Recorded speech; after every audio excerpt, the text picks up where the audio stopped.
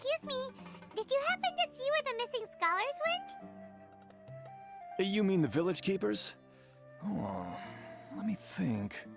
When I was eating dinner the other day, I saw one of them by the side of the road, muttering away and eating mushrooms and tree roots.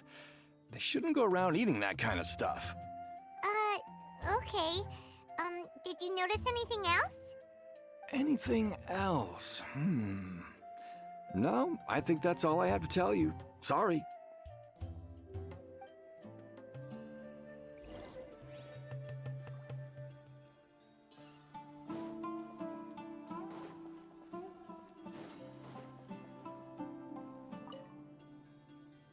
The scholars that have gone missing. Have you seen them? Those eyes. Those fierce eyes. You look like a real fighter. Don't change the subject. Right. You were asking about the the mad scholars. I think it's been a few days since I last saw them. I usually go to bed pretty early, so I'm not too familiar with what goes on at night. But honestly, I feel quite sympathetic towards them. Even though they act a little strange, they've helped me in the past. If it weren't for them, my house would have collapsed long ago. Do you also think Grandpa and the others are good people? Grandpa? Oh, hello there. It's little Isak. You mean that nice man who looks like your grandpa's long-lost twin, right? He was actually the one who protected my house. I saw it with my own eyes. He happened to be staying near my house that day and was doing something with his hands on the ground. It still feels pretty surreal now that I think back on it. Did someone teach them how to do that? Well, whatever the case, I'll always be thankful to him and whoever taught him to look out for others. I'm pretty sure that if I ever went mad, I wouldn't be able to do anything like that. Gotcha. Thank you.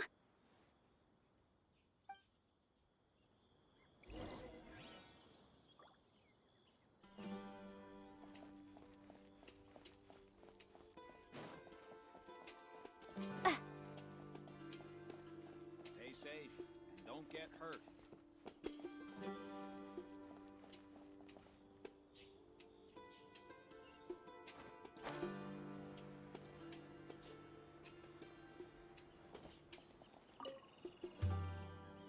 Sir, have you seen my grandpa recently?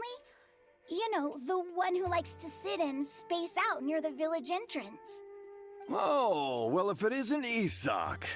Oh, your grandpa, huh? It's been a while. The last time I saw him, he was spacing out by the road as usual. I went and asked him if he'd like any of the food I had prepared, despite my wife's protests. Like many people, she's really quite terrified of them. And speaking of my wife, she's still always complaining about how I don't make enough mora. That might explain why she's always mad at me. Oh, thank you. Thank you for taking care of him. It was nothing. You're looking for him, right? Did he go for a walk and get lost? Yeah. That's no good.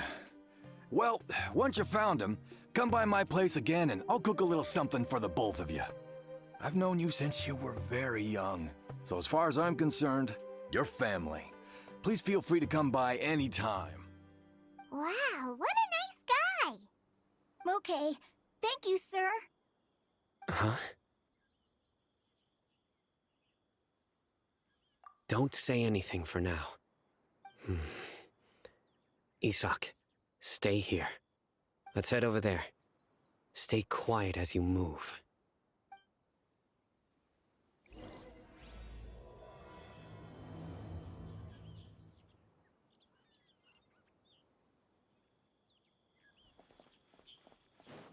I want to be like this Dia when I grow up.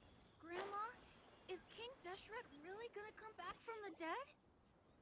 Listen, see if you can make out what they're saying. Have you heard? The mighty King Deshret, the sovereign of our faith, will soon return to this world. Yes, of course I have. King Deshret is the one and only true ruler of this land. I've never believed in any other gods. Still, You say he's coming back, but it sure doesn't feel like life's about to change around here anytime soon. What's your proof? Haven't you noticed? The village has been getting more deranged scholars than ever. Delavar was saying that many people also went insane just before the fall of King Deshret's civilization in ancient times. We don't quite know why, but it seems like there's some sort of connection between insanity and King Deshret. Isn't it a sign of King Deshret's power that all the mad scholars have disappeared? If you ask me, they must have been chosen as the final sacrifice for King Deshret's resurrection. Huh. Now that you say it, that does make some sense. Does this mean our lives are finally going to take a turn for the better? Exactly. Those city folks will get what's coming to them.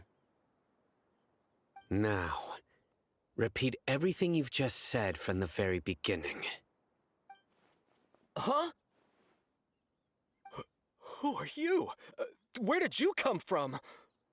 My patience is running thin. You heard what I asked.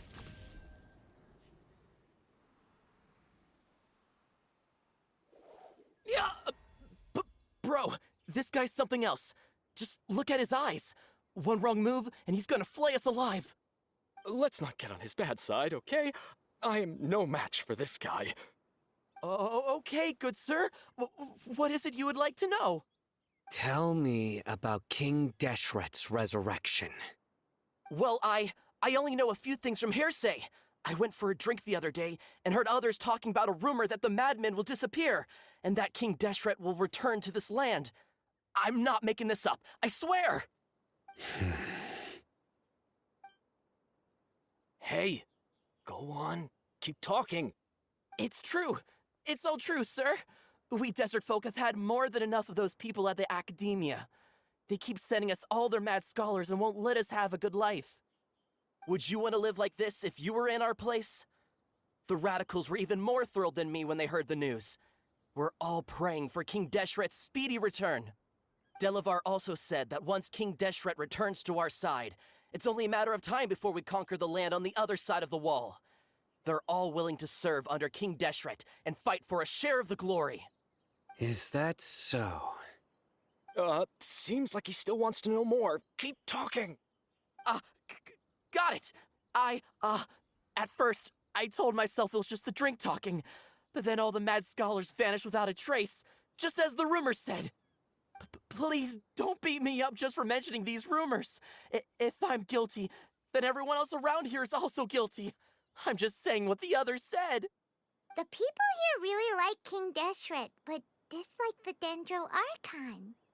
Where is this radical person you talked about? I haven't run into him over the past few days, so he probably hasn't been around the village. What about you, man? Have you seen him at all? No, not at all. We wouldn't dare lie to you. He's really not here right now. Sounds like you're not too close with the radicals. No, of course not. All we know are their names. I have many ways to stop you from talking, and many others to stop you from sending warning messages. So you'd best just stay home and hope I don't hear of you trying to contact anybody. Don't do anything until I've gotten to the bottom of this. Try something foolish, and even Candace won't be able to protect you. Yes, got it. We'll do just as you say. That scared Paimon half to death. Sino is pretty...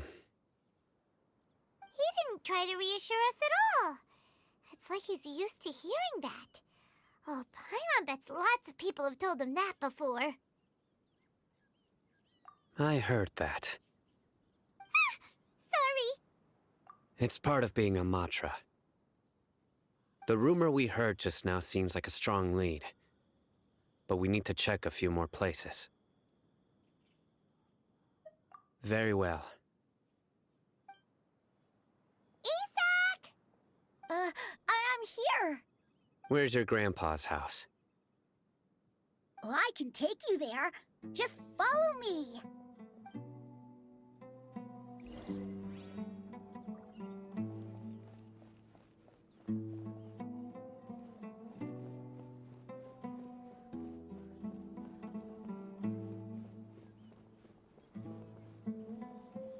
Grandpa? Oh, he likes to be alone. Sometimes he stares at the sky in a daze, and other times he just pokes at the ground with his fingers. Every now and then, he yells out at the top of his lungs, so a lot of people are really scared of him. But he's a good person, really. I know he is. I swear, he's just like my real grandpa.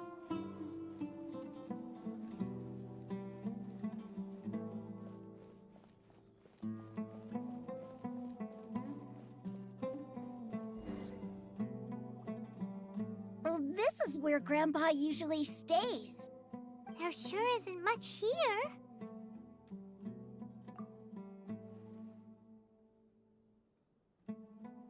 No.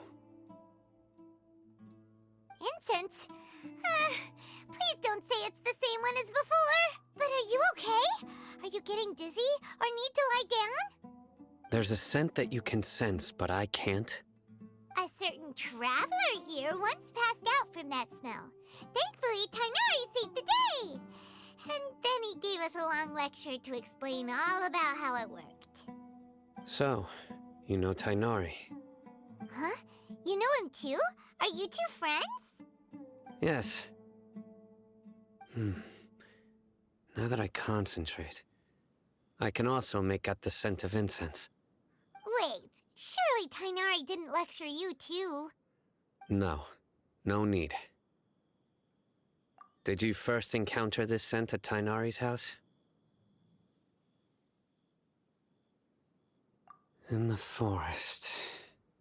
From a scholar.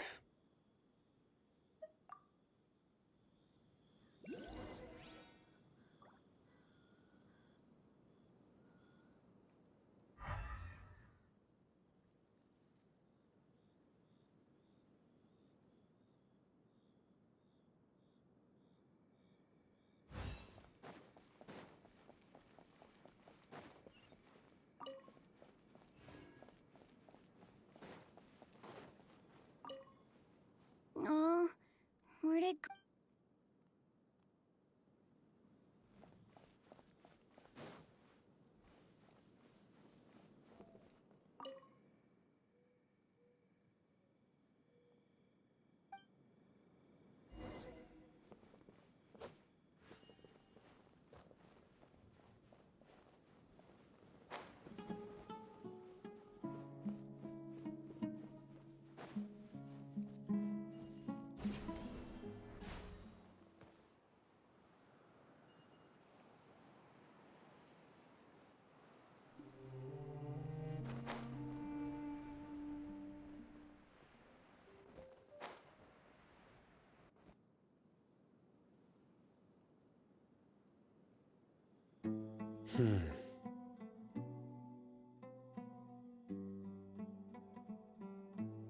What are you looking for, Sino?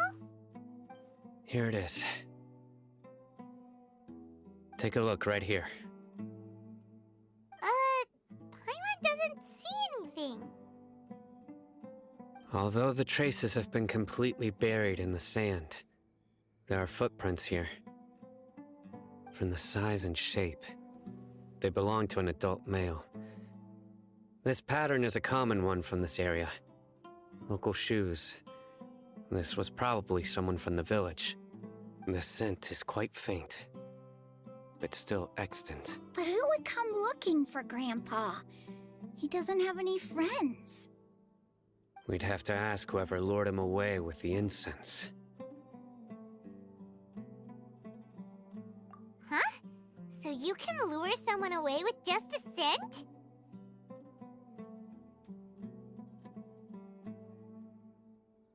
Hey! What's wrong with liking good food? Everyone's got something they love in life.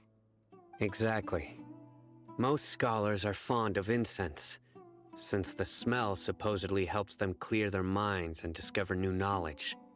Even deep within the clutches of madness, they still yearn for their knowledge-seeking days, and will follow the scent whenever it presents itself. No, Grandpa. So, someone's taking advantage of their weakness? Huh. Still, why would anyone want to abduct all the scholars? Are the rumors really true?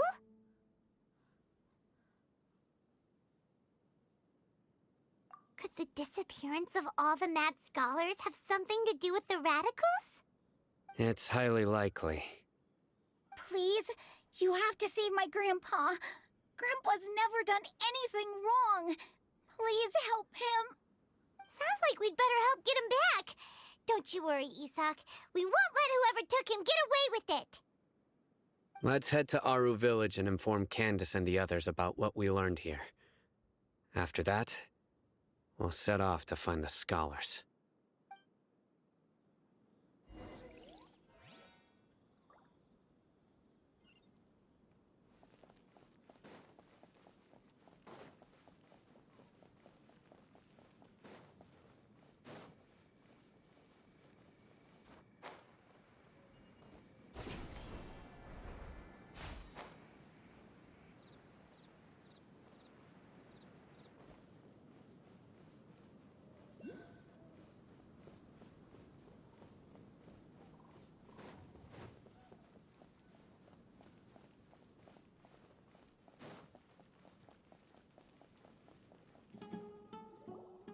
Right. The darker fabric definitely looks a lot better. That'd be my choice, too. We're back, Candace! We've got a lot to tell you. Ah, welcome back. Sounds like everyone's friends already. Oh, Dia's here too! You bet. So, everything goes smoothly? Reasonably. Alhaitham didn't go with you? We haven't seen him at all. Huh. I saw him around the village entrance earlier and figured he was investigating with you. I guess he must have gone off on his own. Did you find out anything useful?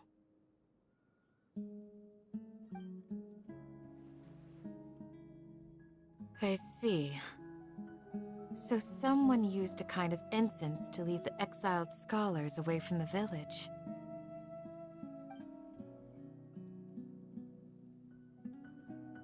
The resurrection of King Deshret? First I've heard of it. Far as I know, the kind of incense you just mentioned is only popular beyond the wall. Scholars are fond of it, but as you can see, there aren't many scholars still studying around these parts. No seller would be able to make a profit here.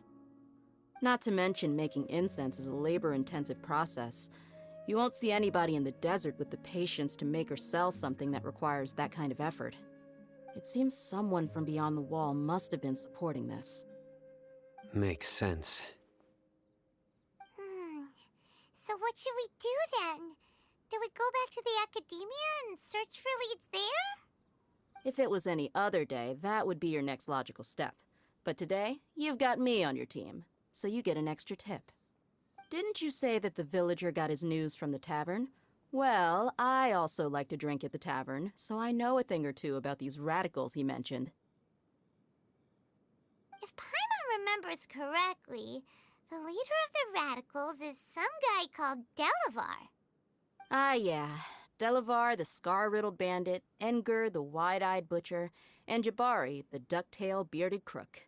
The whole lot of them are known around these parts.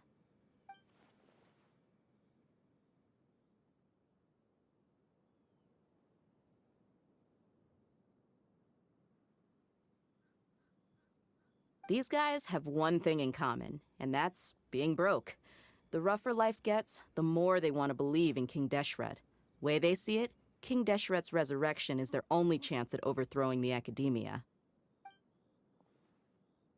Throwing all of Sumeru into chaos is the only way to change the way of life here in the desert. Anyway, that's my guess why they've chosen to become radicals. Tia! You're amazing! You really know this place inside and out!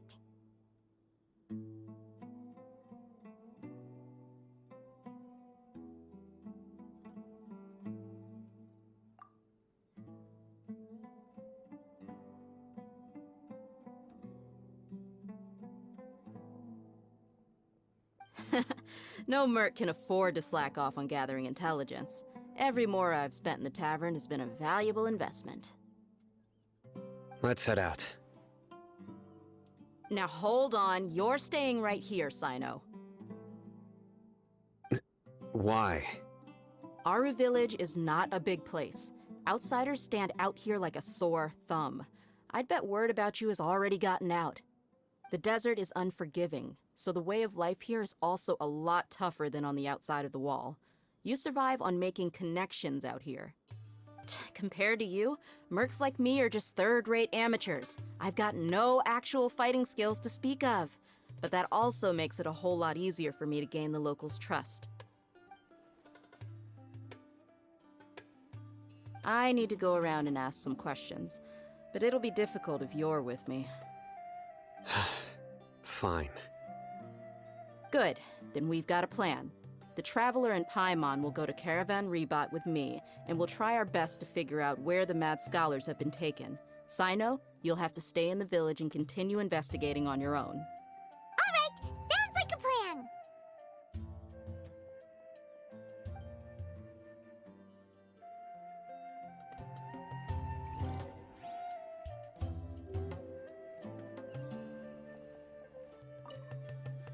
Sino, please don't take offense. I'm sure Dia just wants to help everyone solve their problem as quickly as possible.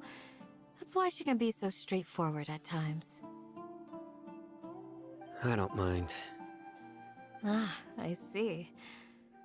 Well, from the way you were staring out into the distance, I thought you might have been mulling over Dia's words. No, I'm used to being treated that way. It's natural to fear strength. I take no objection to it.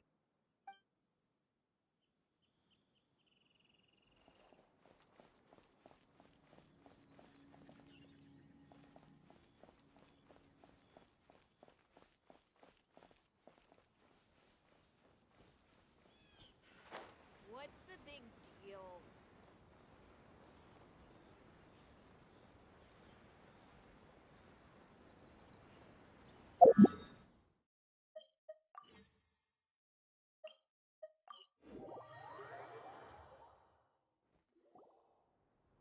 Well, here we are again.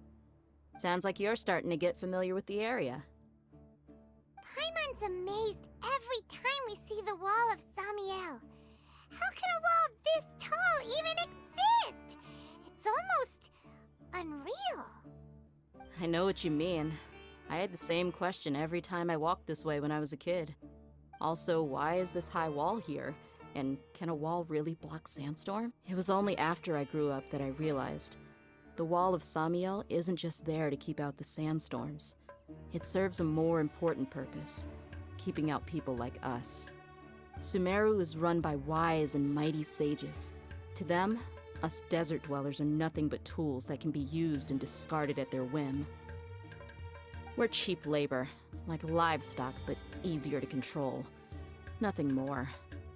Even if a child from the desert got the chance to obtain an Akasha terminal, almost all their requests for knowledge would be denied. The academia believes we're underserving.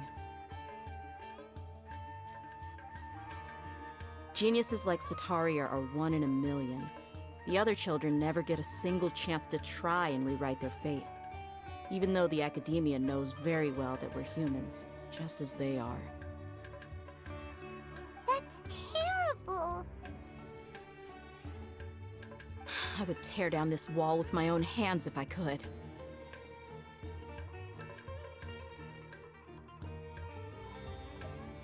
Hey, Dia.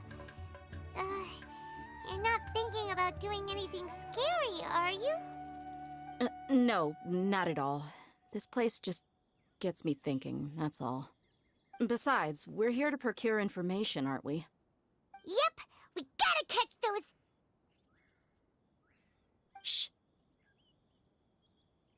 Caravan Rebot is crawling with people, so be careful what you say. We don't want anyone to find out what we're here for. Our mission started the moment we arrived here. Let's go check out the tavern. Maybe we'll find someone I know.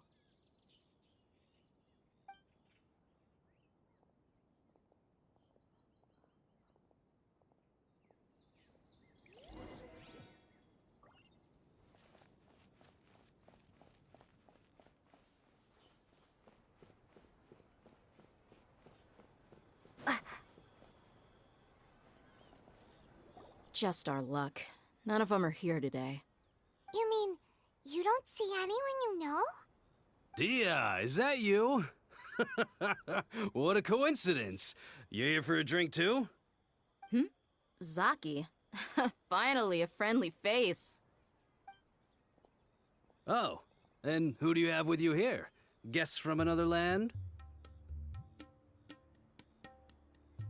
Hello. I'm Zaki. Dia's, how would you put it? Drinking buddy? We've had drinks together a few times. You could say we go back a ways. Anyway, as far as my friends here, they aren't too shabby, are they? You rarely see any Outlanders so friendly and respectful nowadays. Absolutely. Much better than those people on the other side of the wall. So, Dia, are you looking for someone? Yeah. Have you seen Enger, Delavar, or Jabari recently? Of course I have. Matter of fact, we were all here drinking together just a few days ago. I've got a spice trading deal from another nation. I thought maybe Delavar and his friends might be interested. Know where I could find him? Ah, how thoughtful of you. Then I assume you also know that Delavar's been having a hard time making ends meet these days, so you came here to help him out? Hey, keep it down. Let's just say I prefer to keep this deal a secret.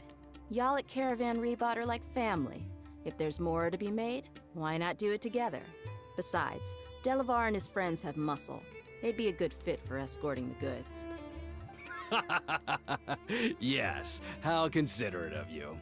Delavar's my friend too, so of course I can take you to him. Come with me.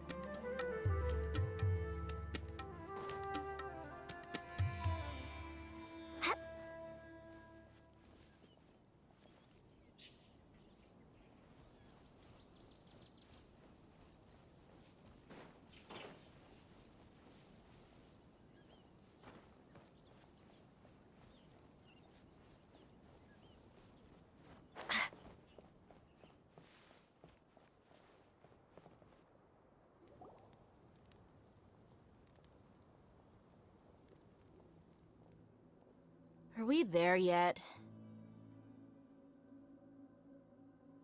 Yep, this is the place. This place is practically deserted. What are they doing in a place like this?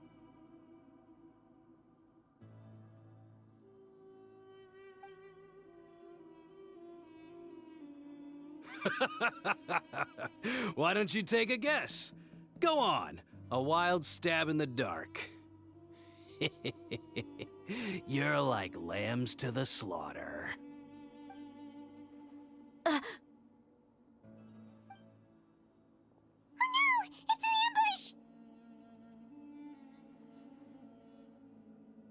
ambush! What's this all about, Zaki? Come on, Dia. You really think we didn't hear about what you said back in Aru village? The boys have kept a close eye on you from the moment you set foot there.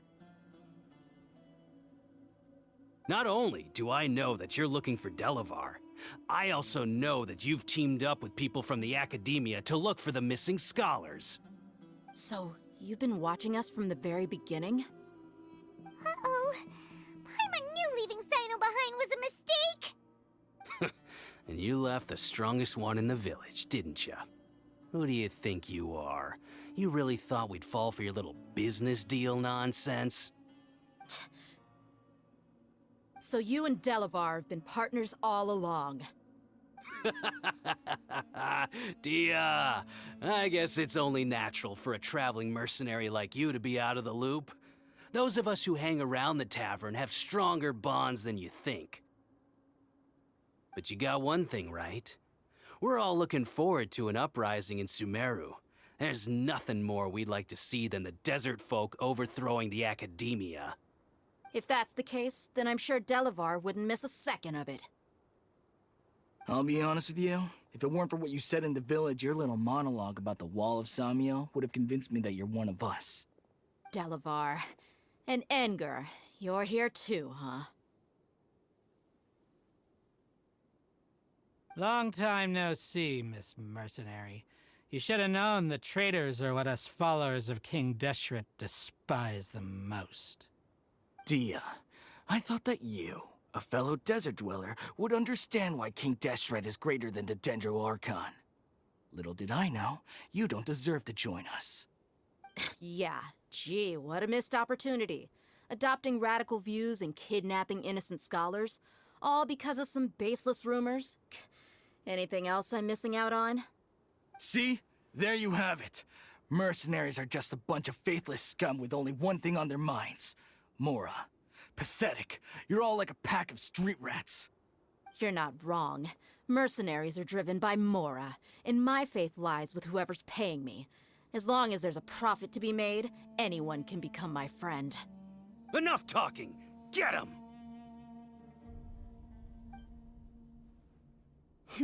Just as I expected. Let's teach him a lesson, traveler. Following orders.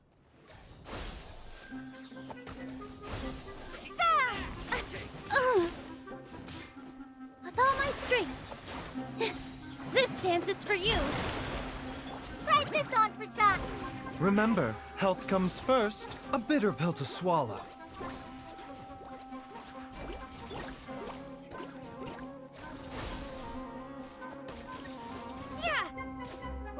Here. Yeah.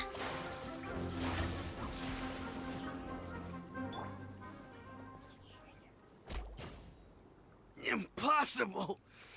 How could you? So, what do you think about your meticulous network now, Zaki? How did you say it? It's only natural for a traveling mercenary like me to be out of the loop. I'm guessing your informant told you that I'm just an incompetent merc with no real fighting skills, correct? I mean, that is what I said after all. And of course you would believe everything he reported. The only thing you know about me is that I'm a mercenary, but you've never seen me in action. Even though you heard we went to handle monsters together, you believed that Candace was the only one doing all the real fighting. That so-called Flame Mane is just a fraud. She admitted it herself. She just uses her connections to gain the trust of others. That's what you thought, right? Ugh. You lied in the village because you figured that we'd have people watching you. And you were stupid enough to fall for it. I figured as much the first time we drank together. You all thought you were so smart. Pathetic. Okay, that should be all of them. Whoa! So you've been planning this since we were in Aru Village? No task can be done without preparation. I just happened to notice a couple suspicious-looking people while you were out investigating. Oh, but instead of catching them right away, you let them report back. Those two who were snooping around were just a couple small fries. If we want to get the real catch, we have to be patient and give it some time. Oh, you mean the funny name she mentioned back in Uncle Ampu's house? The wide-eyed butcher, scar-riddled bandit, Paimon can't remember them all. That's just a bunch of drunk talk. Enger and Delavar like to talk themselves up when they're drinking. Enger, the wide-eyed butcher, and Delavar, the scar-riddled bandit, are the nicknames they came up with for themselves. Alcohol has a way of making people share what they really think. So Enger and Delavar are always rambling in the tavern about how King Deshret is a superior deity. What about Zaki? He's just a numbskull who fell right into our trap. Zaki was probably the best hidden of them all. My initial plan was to find Delavar first, and then try to track him down.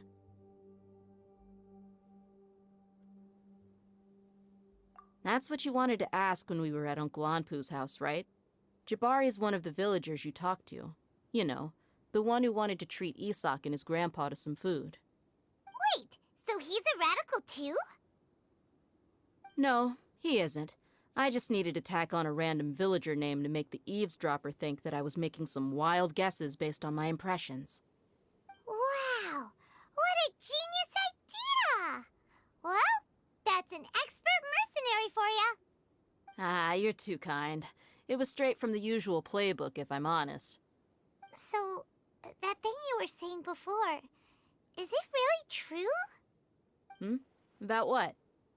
About how mercenaries only care about Mora, and that anyone's a friend as long as there's a profit. Does that bother you?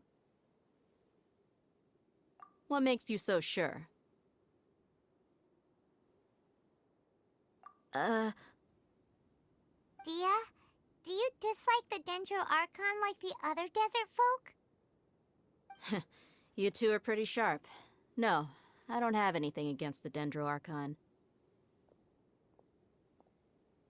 I've heard a lot of nice things about the Lesser Lord from Dunyarzad.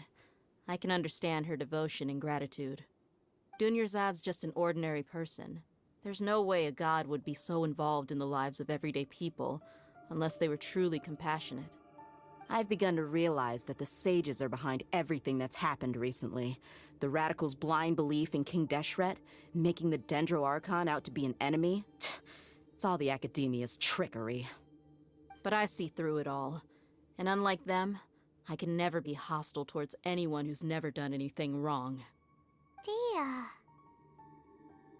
Anyway, looks like we're done with business here. Traveler, lend me a hand. Let's tie him up and bring him to the village.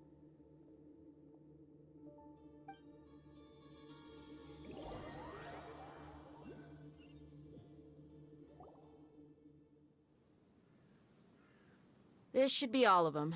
I'll let you take it from here. All right. I'll be in touch. Until then, please stand by. Candace, do you need any help? Candace will be okay on her own. I trust her, so you can too. She's been guarding Aru village for quite some time now. If anyone is qualified to question the offenders, it's her. While I'm questioning them, why don't you pass some time by exploring the area? I'll meet you back here tomorrow morning, Traveler. As for these idiots, let's just hope they live to see another day.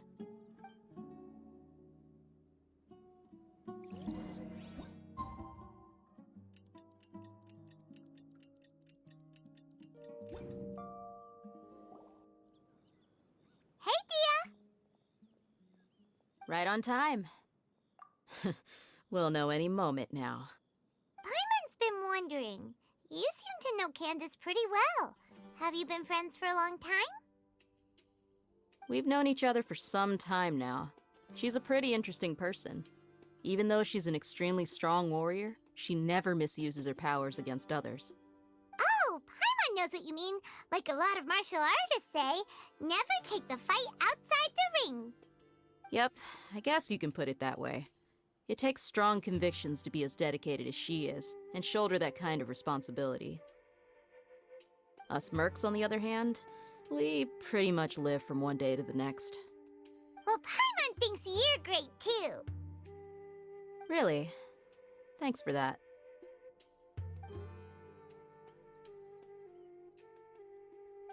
Oh, Sino's here, and he's pretty early too. Yes, I was here yesterday to help out a little. To help out? By doing what? Sharing some interrogation techniques. Oh, you mean you taught Candace some more persuasive methods? Right. Come on in, everyone. Come on, let's go inside.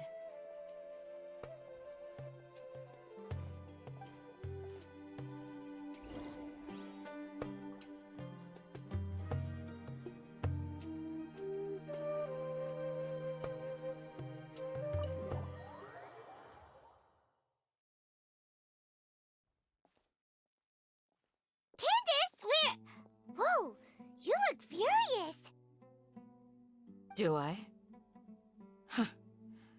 What gave it away? Oh, there's no mask that can hide true bloodlust. Cover up your eyes, and it'll still show itself at the corners of your mouth. Perhaps I need to work on my composure. Still, it's perfectly understandable why I'm angry. I'm sure everyone present would agree. Yes, ma'am. Please, don't beat us anymore. We're gonna die. Well, looks like Sino taught her well. You fear death yourselves, yet you do not hesitate to place the lives of others at risk. The absurdity is mind-boggling. The ones you call mad scholars are known to us as the Village Keepers. They are vital members of our community, and some even count them as family. You come here to my village, and you treat my people as nothing more than stepping stones towards your goal. Tell me, what would you do to you in my position? Mercy! Please, have mercy! You've made your bed. We may all be desert dwellers, but there's one thing that I understand better than you. The resurrection of King Deshret will only result in war. And war serves no one. The people of Aru Village care little about which god is in power. Life may be tough and tiring, but we wish to preserve our way of life. A war would only cause us to lose all that we have. And that is not a responsibility that you can afford to shoulder. We understand. We're sorry. I'll tell you everything I know. Please, just let us go. I'm listening. You might not believe this, but it wasn't us who came up with this idea. Someone was spreading rumors in the tavern. That's how we ended up hearing about King Deshret's resurrection. Some mystery man told us that mad scholars will make the perfect sacrifice to usher in King Deshret's resurrection. They give their lives, and we can get anything we wish for. They're called Village Keepers. Slip up again, and you'll regret it. Yes, sorry. It was all that mystery man's doing. He told us to spread the word about King Deshret's resurrection, and talked us into helping him. In return, he said he'll help facilitate the resurrection process. I'm not sure. That's one. Huh? One what? Strike. You get a total of 3. Then, you die by my hand. Wait, I'm telling the truth. We don't know anything. It was all him. 2. He got us to lure them out of their houses in the night with some kind of incense. We take them to a junction outside the village. Then the mystery guy takes them from there. You gotta believe me, please. I'm telling the truth, I swear. Just ask them if you don't believe me. That was indeed the truth. Traveler, go on.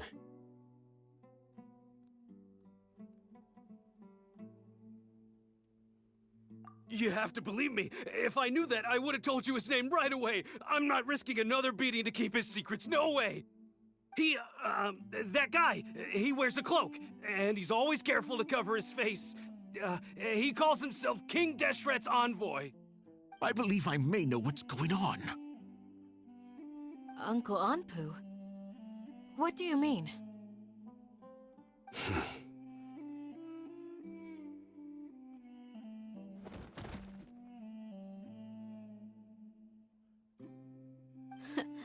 Smooth.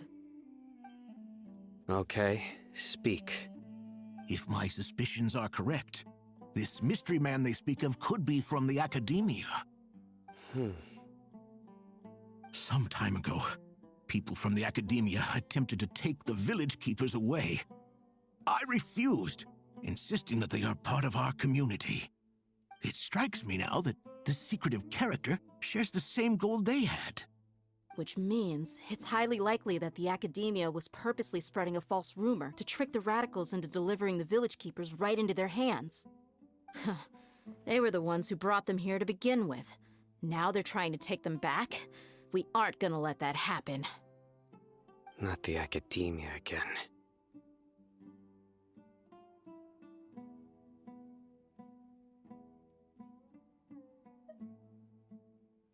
Just as I thought.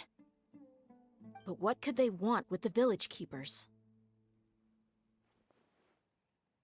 People are nothing but tools in the eyes of the academia.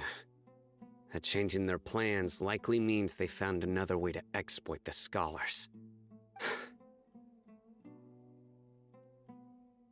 Regardless, our top priority now is locating the village keepers. You're right. Isak is still waiting for news on his grandpa. Time to go. Let's leave the village and try to track them down. Yes. Pack up and get ready to leave. You got it. Candace, I'll let you deal with the radicals. Leave everything outside the village to us. All right. Let's meet back here once everyone's ready.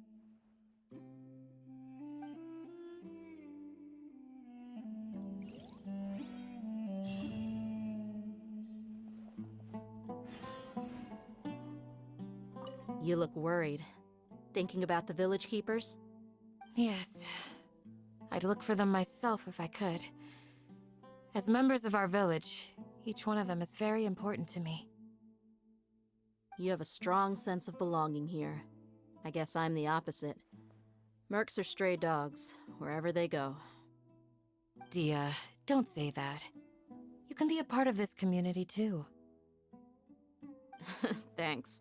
I'll let you know when I feel like joining.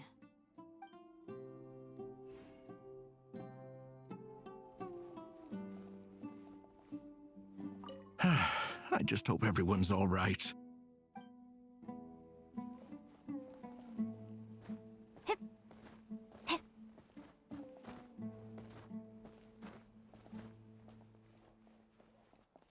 What scheme is the academia brewing now?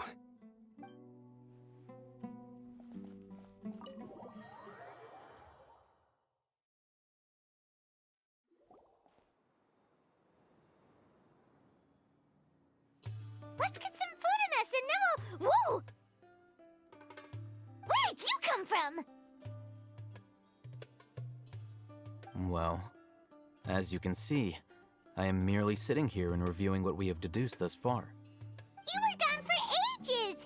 And now you're suddenly sitting here musing to yourself? Where have you been anyway?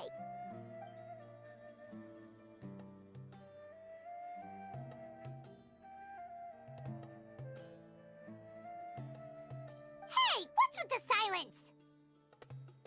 You never think things through before asking questions. I'm giving you some time to make up for that. Paimon's so mad!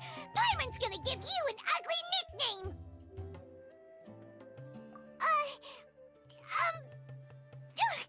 Never mind. Paimon's got nothing.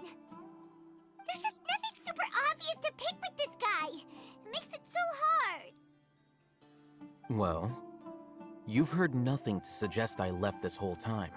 So clearly, I stayed in the village to investigate. Anyway, you plan to leave Aru village and keep searching for the truth of this matter, yes? Yep. We're not gonna find out anything more by staying here, so we thought that we might as well take the search elsewhere.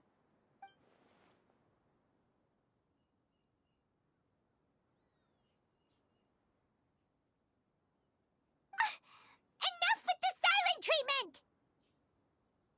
No. I'm just surprised that you decided to team up with him. All Hatham. You haven't helped us out at all ever since we arrived at Aru village. Bold of you to question our choices. Yeah, you're all talk. While you were investigating, I had my own work to do, which I've now finished.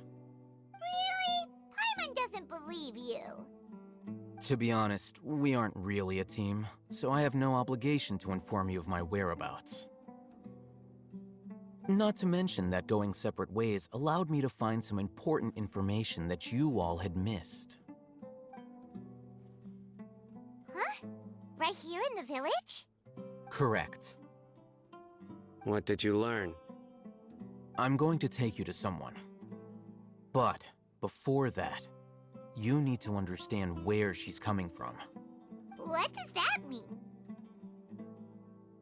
How do you think the residents of Aru Village feel about what we're doing? In other words, do you truly believe every single word the villagers tell us? You mean some of them lied to us? Hiding the truth does not necessarily equate to lying. Again, these people have their reasons. Remember what Candace said? Most people in Aru Village don't necessarily care which deity is in charge of Sumeru. That's because whether King Deshret or the Dendro Archon has power is of little significance to them. By contrast, the perils of their daily lives are ever-present concerns. They won't simply share everything they know with you without good reason. That's why you believed there was no further information to be found in this village. Glad you're following along. Among those you have talked to, there's someone who was consciously keeping you out of the loop. In fact, she's been observing your every move since you arrived. The reason being, to someone who only wants to live their life in peace, any external factors introduce unpredictability into the equation. Those eyes. Those fierce eyes. You look like a real fighter. Don't change the subject. It's quite obvious that she's intimidated by Sino's authority and strength. Right. You were asking about the the mad scholars. She corrected herself mid-sentence because she's aware that there are King Deshret fanatics in the village. If she sounds too friendly towards the village keepers, she could easily make herself the radicals' next target. I think it's been a few days since I last saw them. I usually go to bed pretty early, so I'm not too familiar with what goes on at night.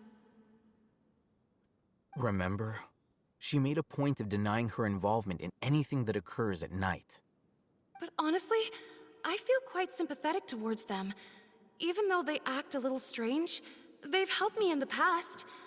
If it weren't for them, my house would have collapsed long ago. After speaking to the village chief, it became clear that the village keepers had protected Aru Village at night. In other words, the young miss was very much awake during that time. Then why would she lie? By getting involved with an outsider, she risks drawing unwanted attention to herself. As for why she might be so wary about all this, maybe you should ask her. I'll pass on this one. You said that she is afraid of me. If so, it's best if I stay out of this. We're on it!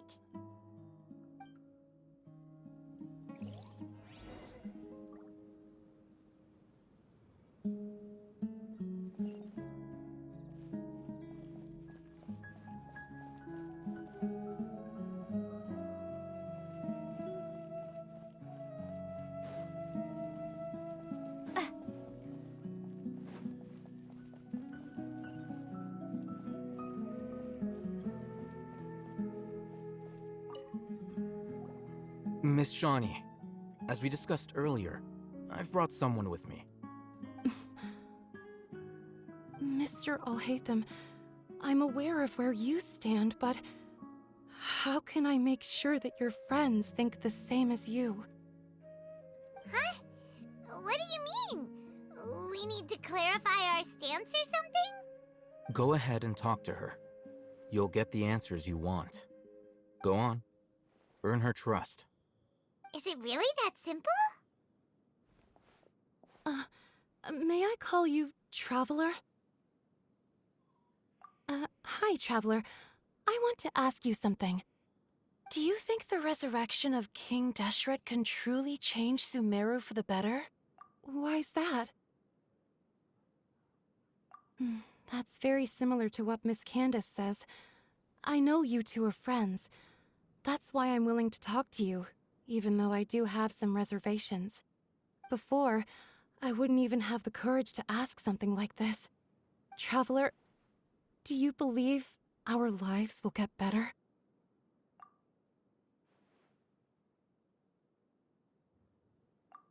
Yeah! We came here from another nation, so it isn't wrong of you to be weary. And we aren't really residents of any one nation.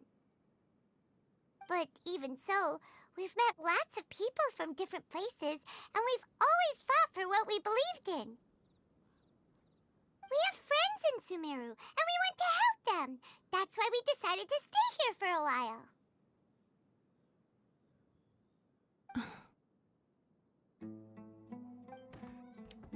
I want to trust you. My apologies for posing my questions like that. To be honest, I didn't expect you to come back for more information. Hatham told us you have your reasons. It's okay.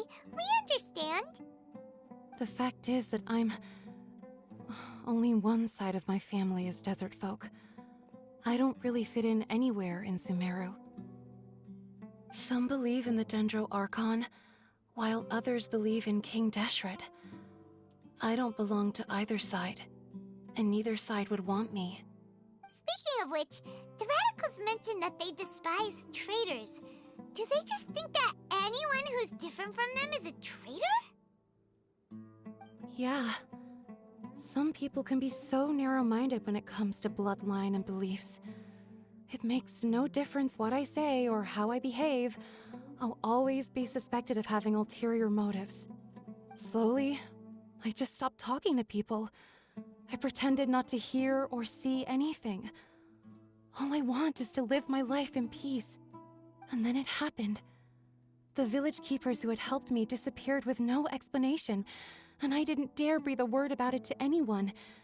Until now.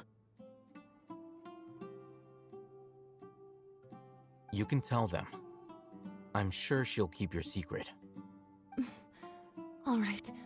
I'll tell you what I told Al-Haytham. I actually have a sharper sense of hearing than most. Sometimes, I hear strange crying sounds in the night. There are ghosts? Perhaps. I'm not sure. It's faint, but it's definitely the sound of crying. It comes from far away in the distance, and always carries very raw emotion.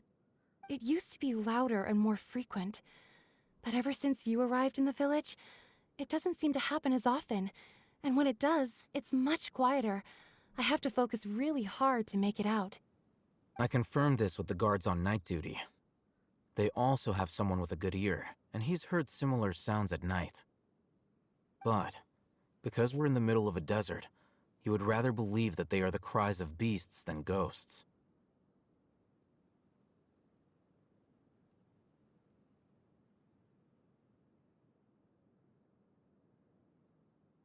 There's really nothing around these parts, except for an old hospital not far from the village.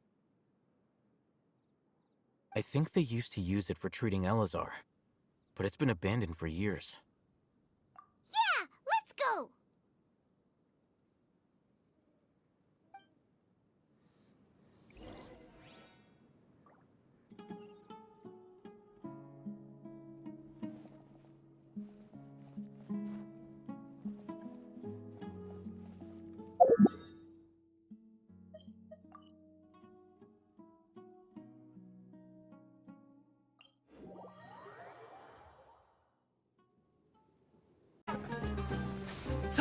Ha! Just like we rehearsed.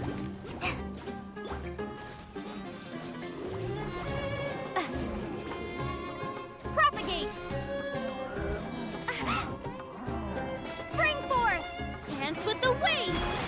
Here! Seems like an emergency. Mind the sight of it. Scatter!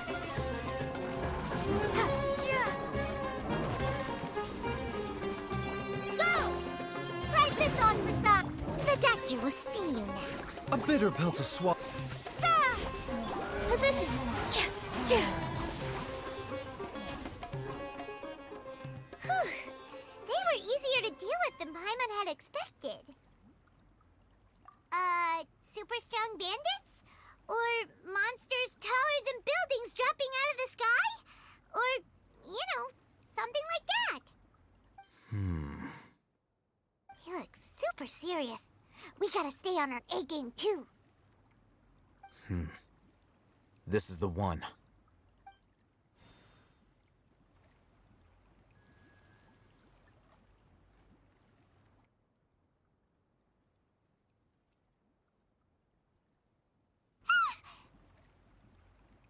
Let's go in and take a look.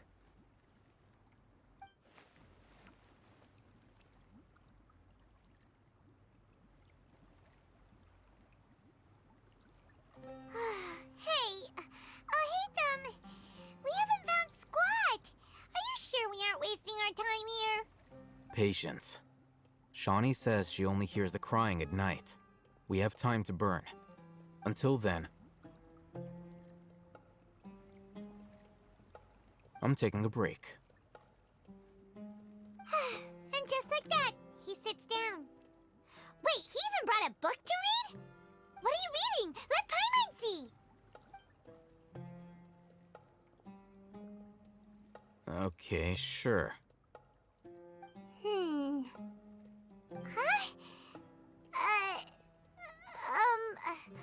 The natural position, which is the positional propensity of an entity in natural motion in contrast with an object in forced motion?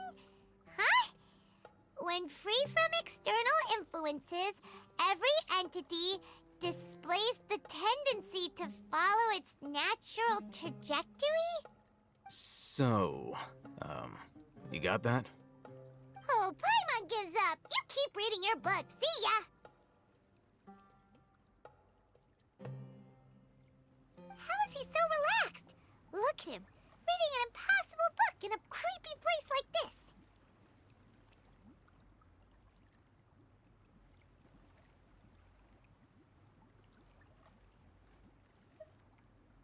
Hey, what good is that gonna do for you? You're acting like one of those annoying grown-ups who go around nagging people to focus on their studies.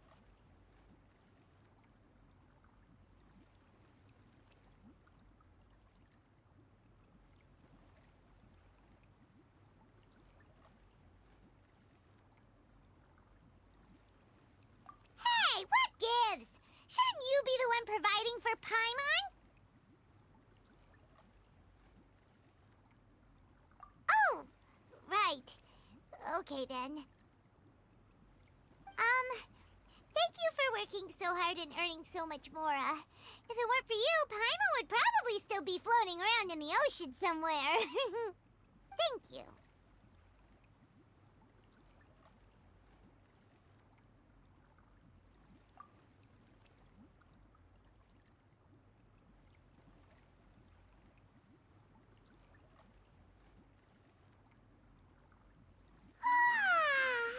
Paimon's getting so sleepy.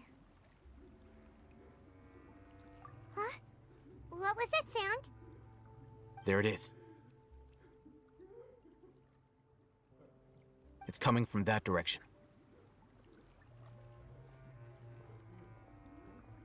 Is the sound coming from here? Huh. Paimon's not seeing anything.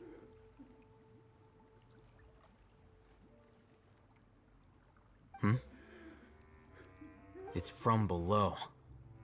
But there's no way we can get down there. Something is off about the interior here.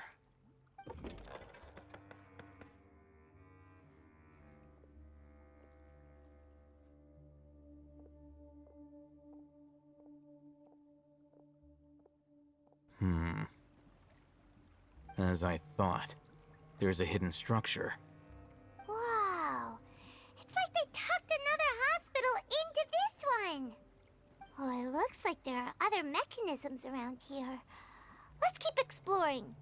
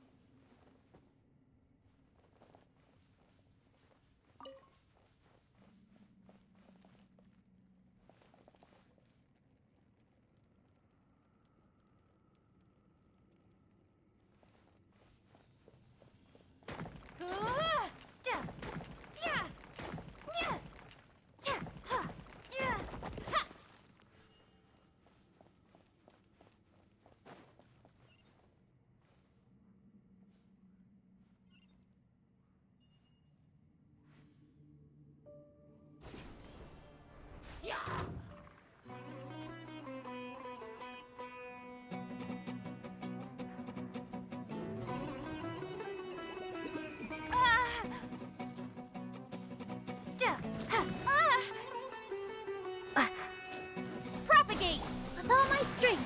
Yeah. Yeah.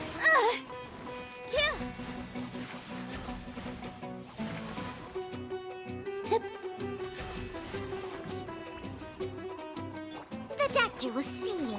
Ha!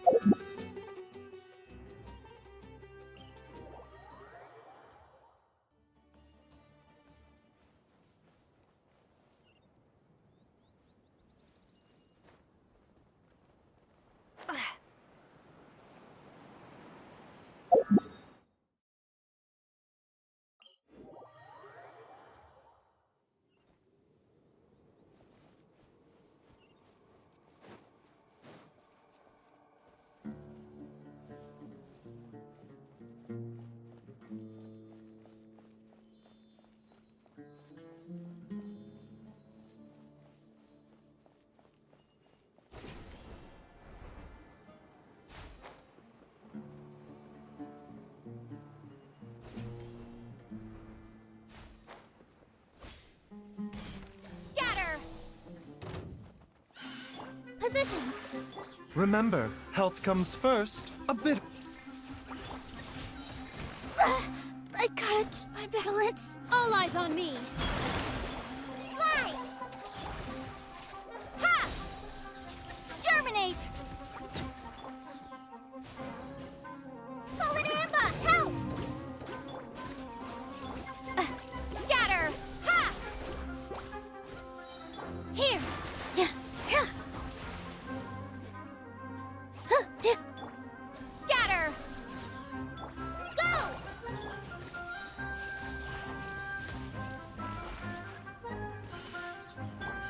Sa!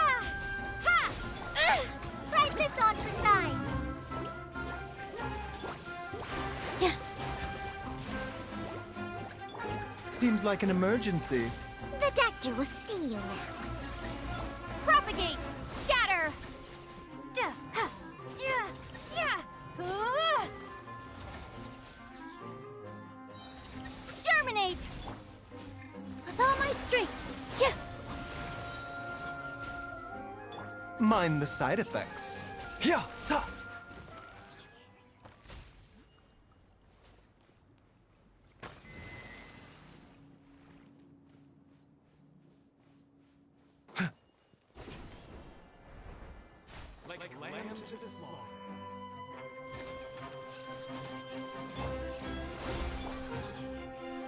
This dance is for you.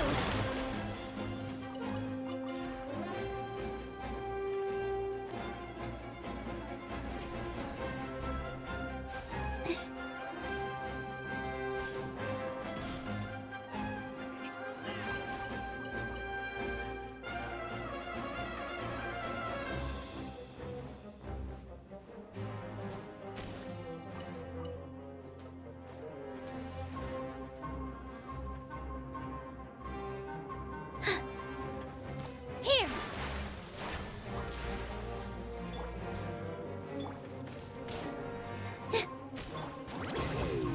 Taking a turn for the better.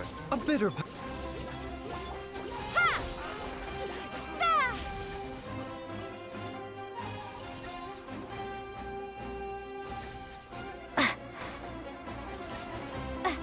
Scatter!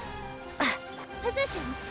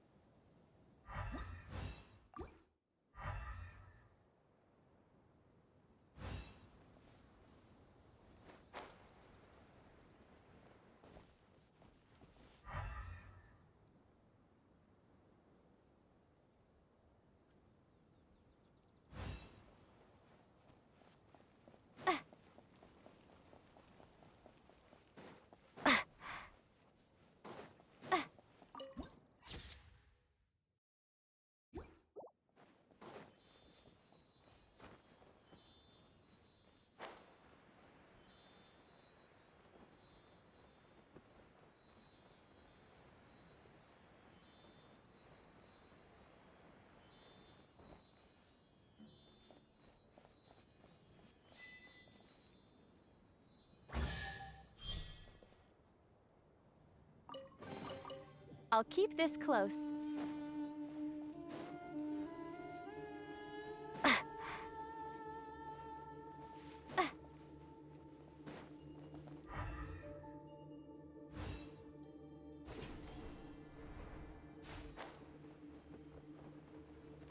Following orders.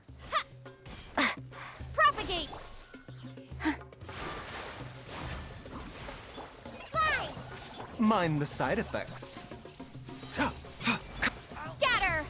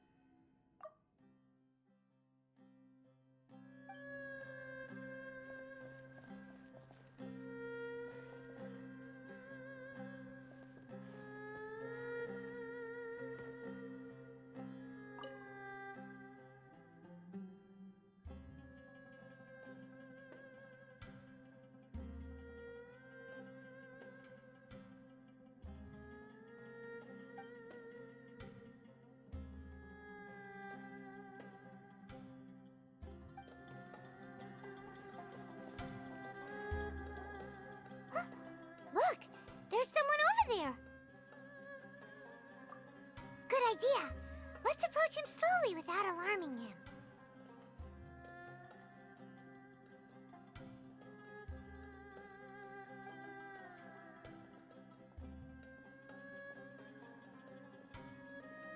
Wait.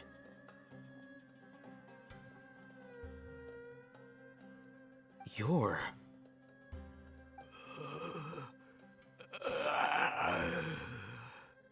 He can't speak, and his eyes are unfocused. But he looks too young to be anyone's grandfather. Also, why is he the only one here? Didn't expect to see him here. You know him? He's Razak, a senior of mine at the Academia. He's a scholar too? Is he the kind that holes up in a forest and mumbles stuff about training? No. And that's the problem. Razak was never involved in any of those things. He never trained in the forest, let alone reach Satyavada life. Leaving that question aside for the moment, him being here alone means that we might be too late. Looks like they've already taken everyone away. For whatever reason, they left Razak here. Perhaps they simply didn't have time to come back for him. There are drag marks on the ground. They're clearer by the doorway. Someone was forcefully drawing a cart that was loaded with something heavy. Loaded with people? That is one possibility. It looks like they were in a hurry, as if they were afraid of being caught. In their haste, they failed to notice Razak hiding in a corner. The symptoms are identical. Looks like we found living proof. Huh? Why do you say that? Allow me to jog your memory. Recall your time at Port Ormos. Don't you think his symptoms look familiar?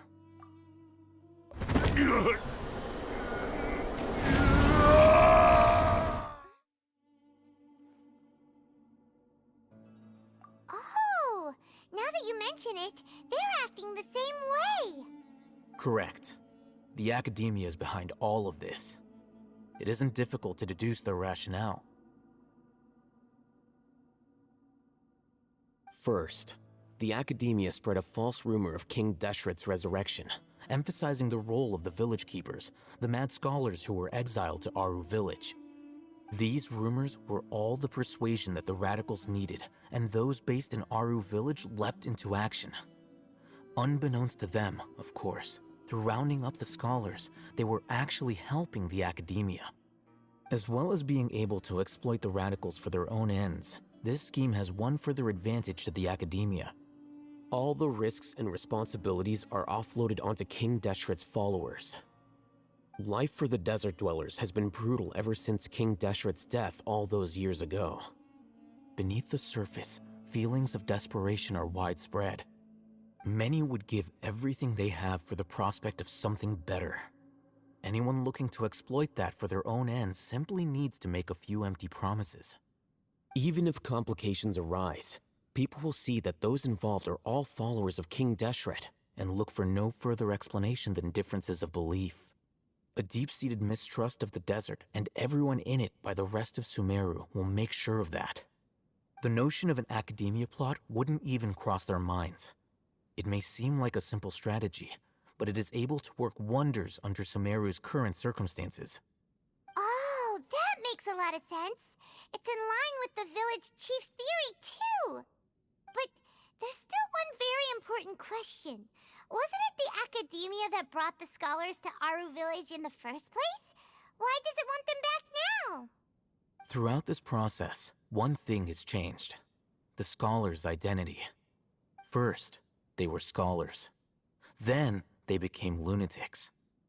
After that, they were exiles. And finally, they become missing persons.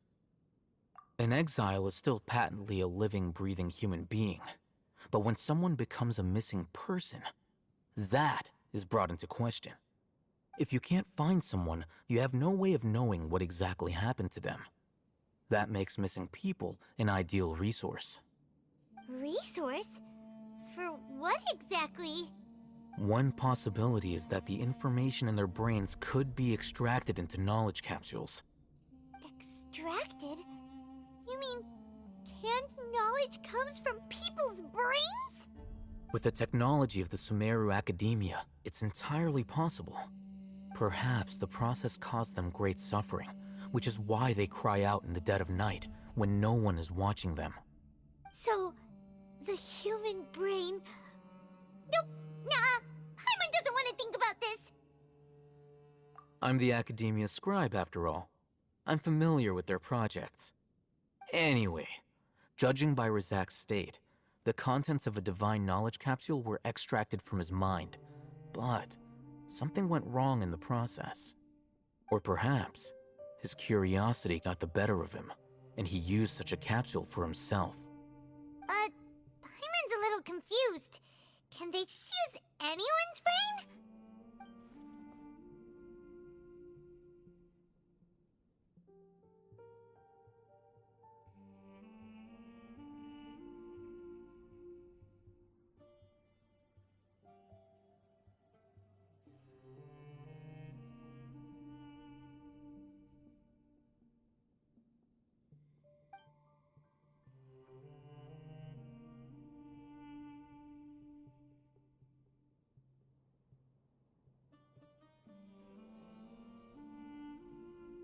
The look on your face tells me you've realized the answer.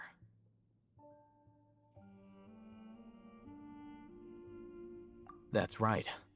To some scholars, gaining knowledge about the gods is their entire life's pursuit.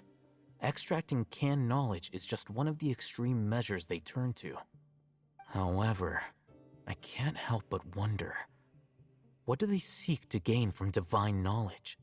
The Academia is going out of their way to look for forbidden knowledge, but what is their ultimate goal? I've spent quite some time trying to analyze the contents of the divine knowledge capsule, but to no avail. It seems like my way of thinking is too different from theirs. You mean you're not even slightly interested in getting your hands on this forbidden stuff? All scholars seek to expand the horizons of knowledge, but I'm not particularly interested in gods, so I don't share their degree of zealotry. Extracting information from people as if they were lifeless objects? If this is the direction of academic progress, then the Academia may as well shut its doors. Sounds like you're really against all this. Of course. The Academia's actions run contrary to their rules. Whether it be academics or knowledge, everything has its boundaries. If those lines are crossed, the rules and order that govern everything in the world will be destroyed. This matter needs to be corrected, just like fixing a typo in a book. Wait, didn't you step in to help because you felt sympathy for those poor people? Not to be callous, but no. My criteria are a little more restrictive than that. There is no shortage of suffering in Sumeru, and the same can be said for the rest of Teyvat as well. What do you plan to do about that? Save every last person? Probably not. Paimon's not sure.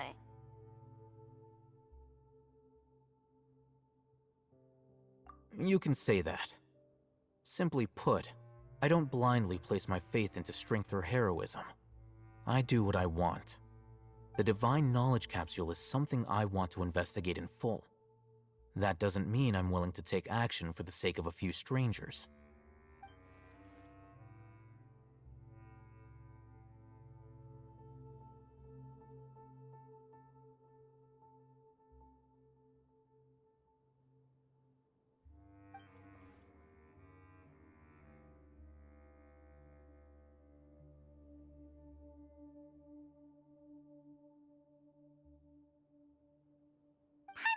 going to say this for a while. There are a lot of bad guys in the academia, but you're not one of them. You're their weirdo. You're probably right. Though I must say, I quite enjoy this feeling of being the odd one out. Uniqueness is also an asset, is it not? Wow, that's a great way to think about it. Paimon's really impressed. If only Miss Shani had a similar mindset, her life would definitely be a lot easier. I'm just a more likable person than her in general. There's nothing more to it than that.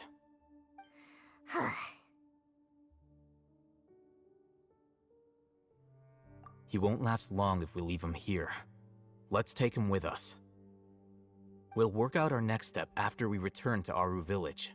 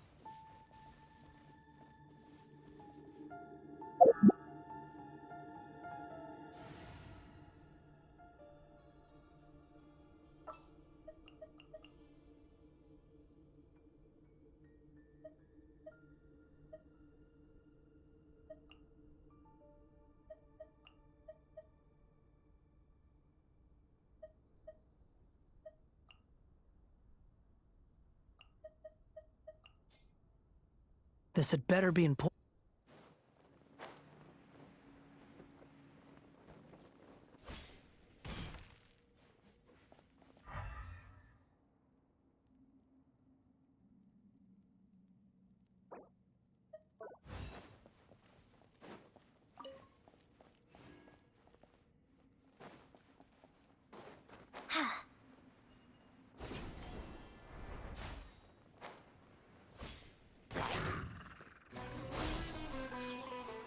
Squall and Fury!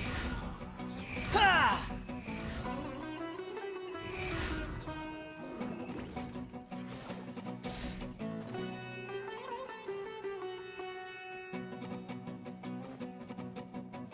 Behold! Ah! Ha! Ah!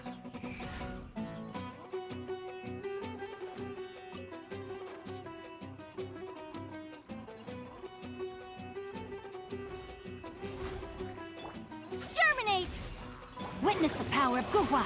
Rain outlines your... Unsightly insects! The wind rises. That's far enough. Upon the gale. Propagate! Scatter! With all my strength.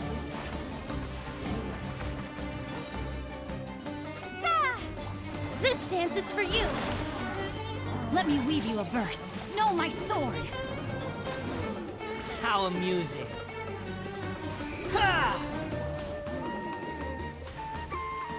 Bow your head.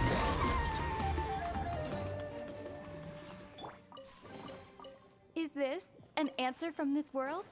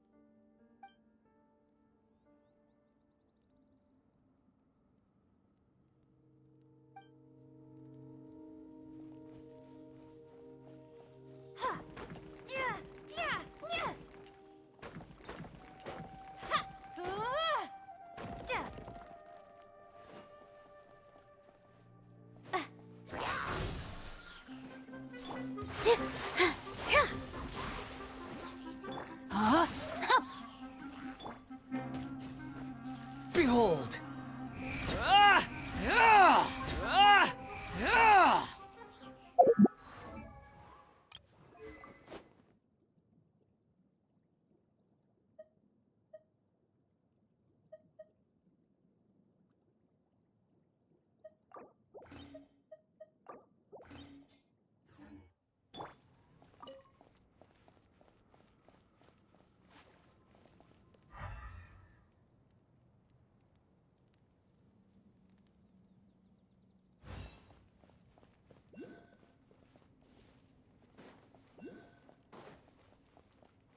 Spring forth! Rain cutter. Know my sword. All eyes on me!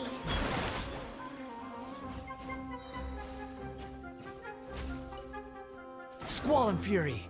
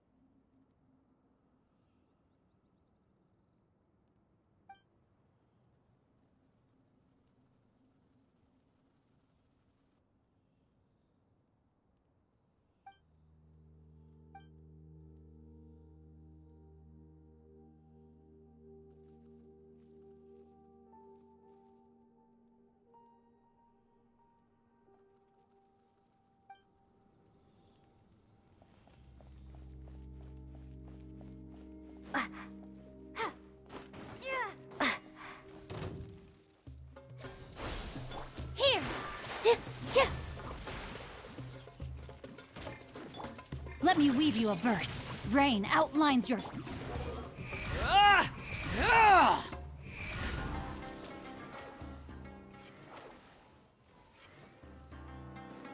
Wretched vermin!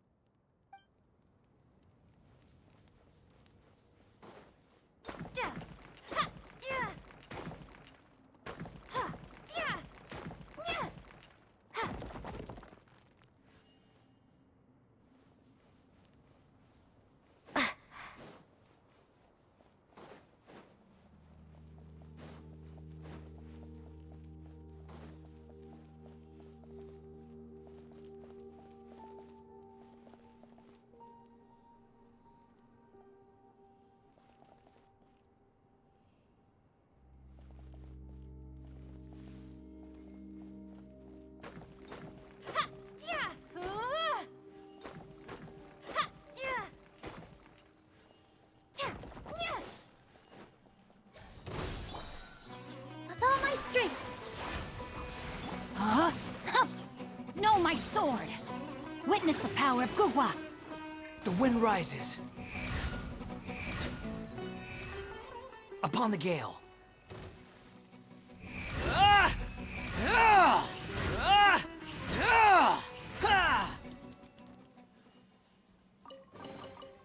Unnecessary.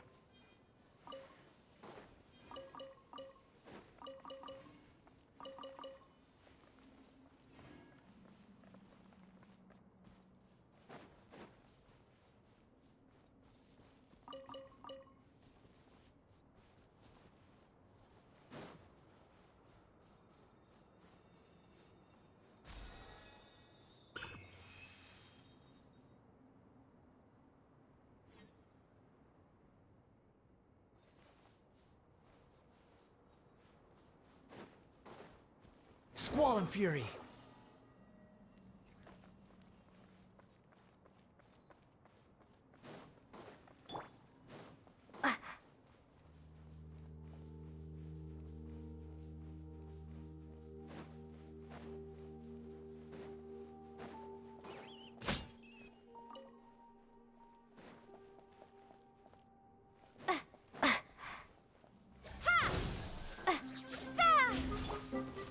Rain outlines your fate. Rain Cutter!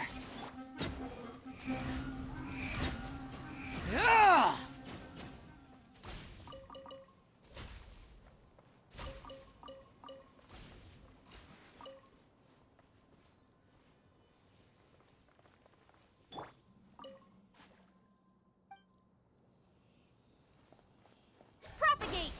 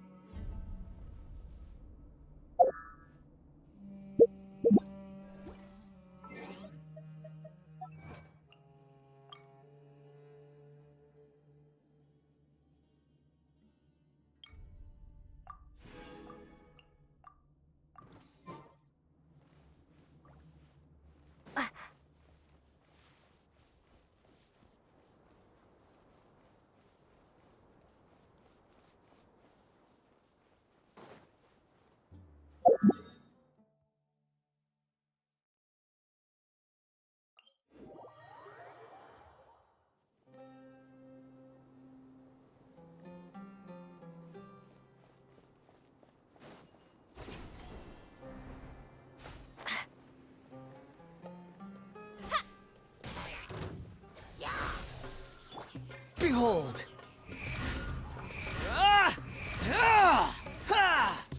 You're dead!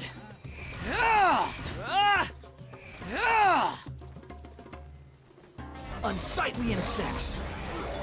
Ha! Positions! No, my sword! Squall and fury!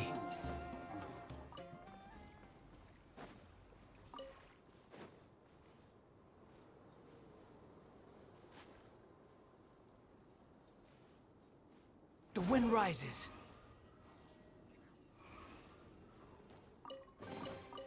Unnecessary.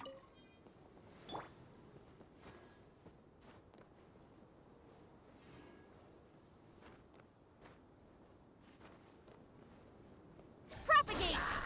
Germinate! Rain outlines your fate. Behold! Ha! Ha! Ha!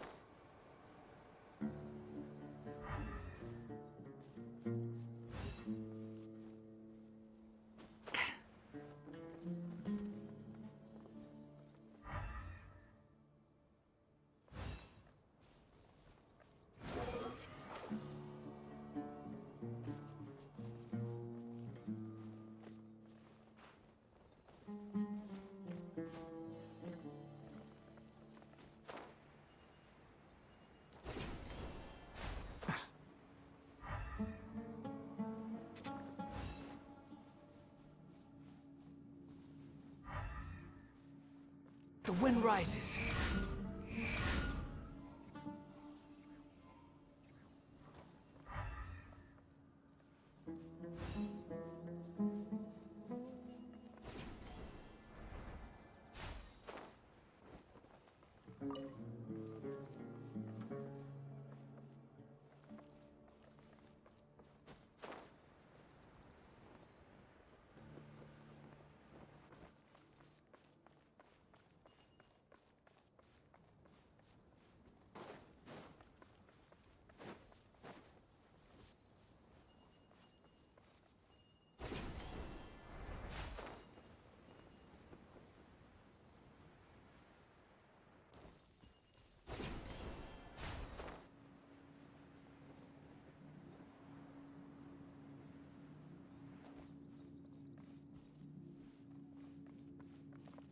Squall and fury.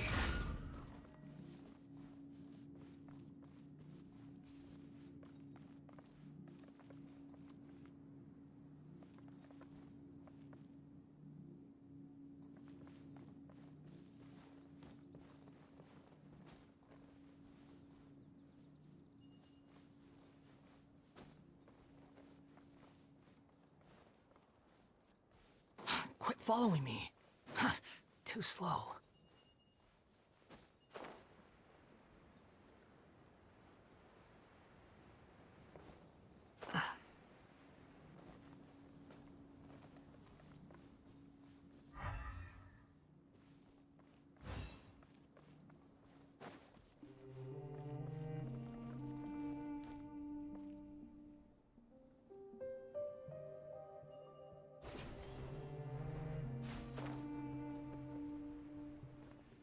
Yeah.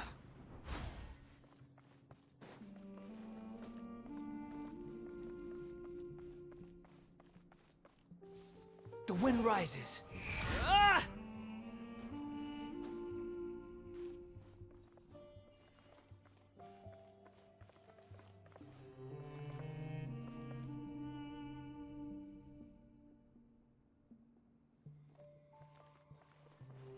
Squall and fury.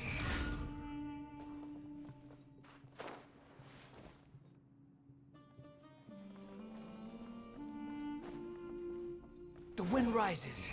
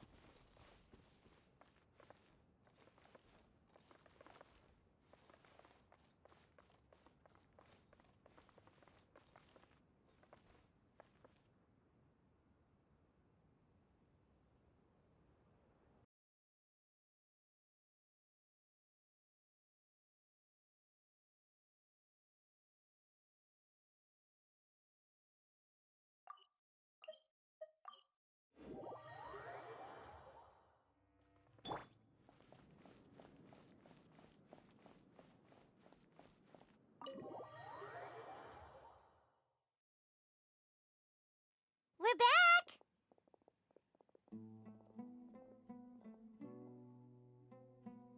You must be tired. You should rest and take some water. What's the situation? Who's this? Unfortunately, somebody who's too young to take on the role of Isak's grandfather. Nevertheless, he's one of the people we're trying to find.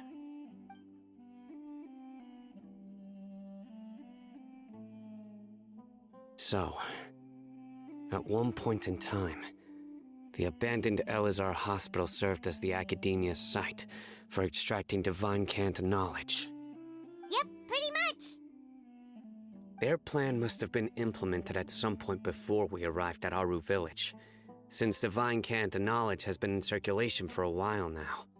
Yet, they fled once we were headed to the village, almost as if they knew we were on their trail. Why is that? Yeah, why is that? We may have a mole in our midst. One of us could be secretly revealing our whereabouts to the Academia. Huh?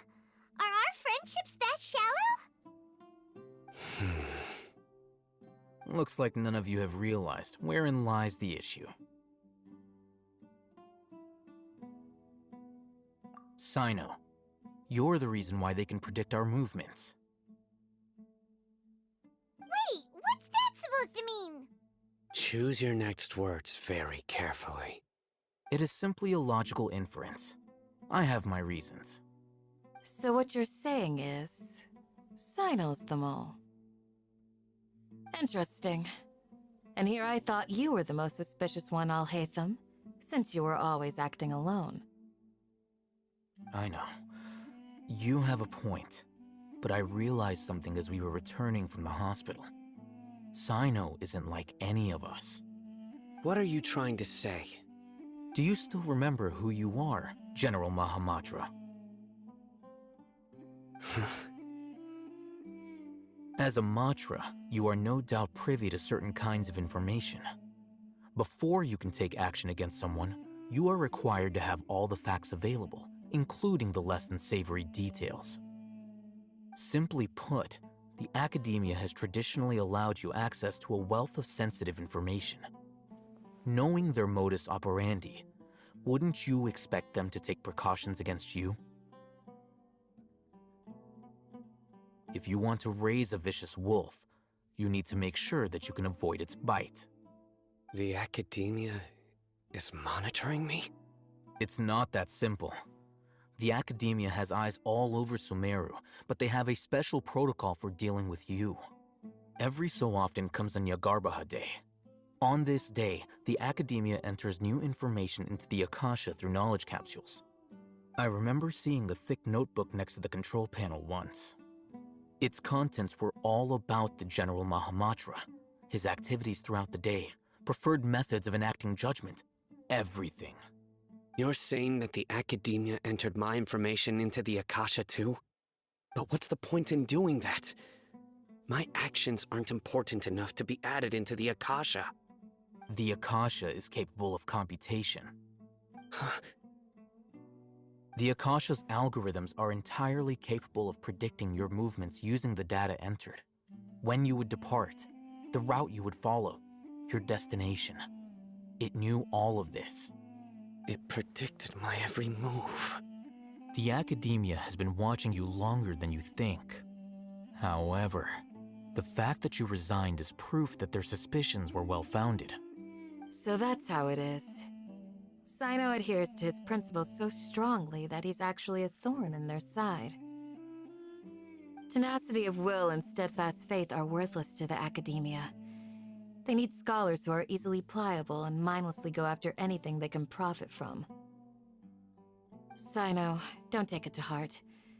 This just proves how much of a trustworthy ally you are.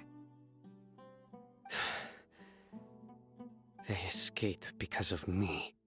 Don't blame yourself. It's not like any of us would have known. I have an idea. If they predicted my movements, then I might be able to guess where they went. Whoa, you bounced back fast. There is always an opportunity for safety after danger passes. Oh, so that's how it is! Paimon gets it now! If the Academia is trying to avoid Sino, then the safest place would be... Yep, that's right! They'll want to proceed in the direction opposite of where I'm going.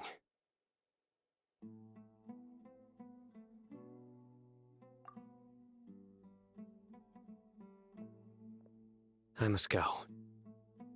There's also something I want to investigate. Let's go, guys! After him!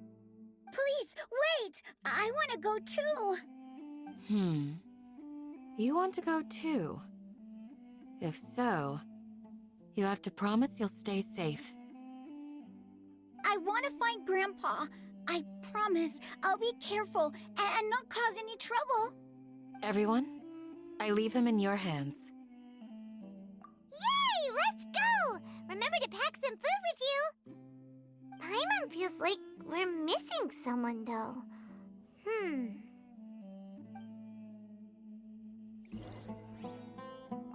I'll be awaiting your good news.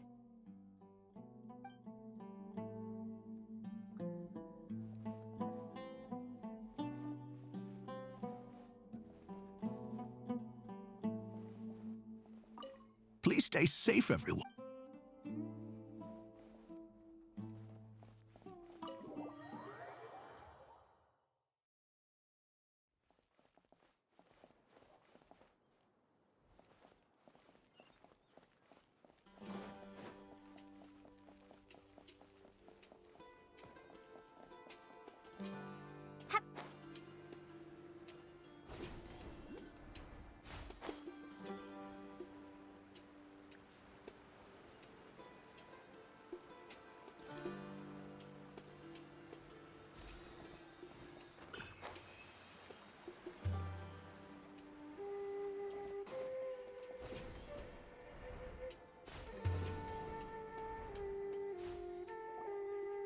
So, where do we go from here?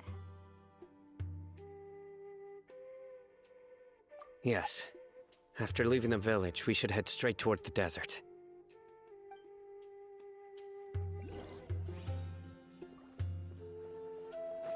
I know the desert like the back of my hand. Is that because you play here a lot? Yep. One time, Grandpa almost got lost in the desert, but I was the one who brought him back.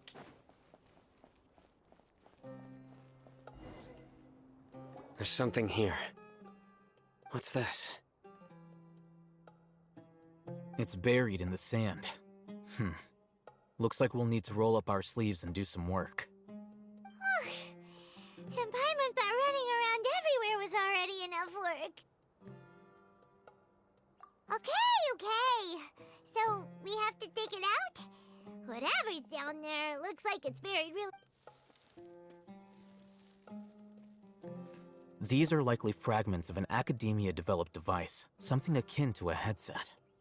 Looks like there were more than one village keeper. They must have been escorted this way because there are device fragments scattered around here. Let's split up and search the area. Chances are that we'll find other things nearby.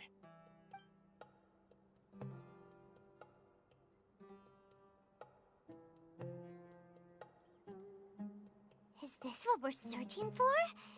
It looks kinda scary. This is definitely a device used to extract divine knowledge. How did it end up buried in the sand? That can't have been part of the plan. They must have been attacked along the way. Wait, what? Grandpa, I hope you're okay. Don't worry, your grandpa's gonna be fine. Razak didn't display any signs of starvation or dehydration, which means that they left fairly recently. We should be able to catch up. One more thing. Given that the device had been entirely covered by sand, I believe the attack must have happened prior to the sandstorm. Let's keep going. They can't have gone far.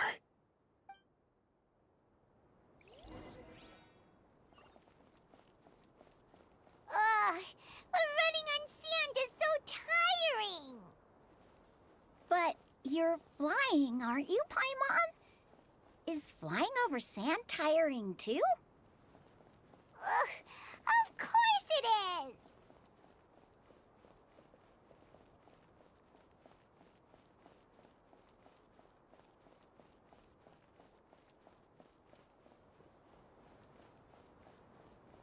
Voices, over there. It sounds like an argument. Whoa, you have really good ears. Don't get any closer. They'll notice us. Dia's talking with the Eremites? Very interesting. Let's listen in.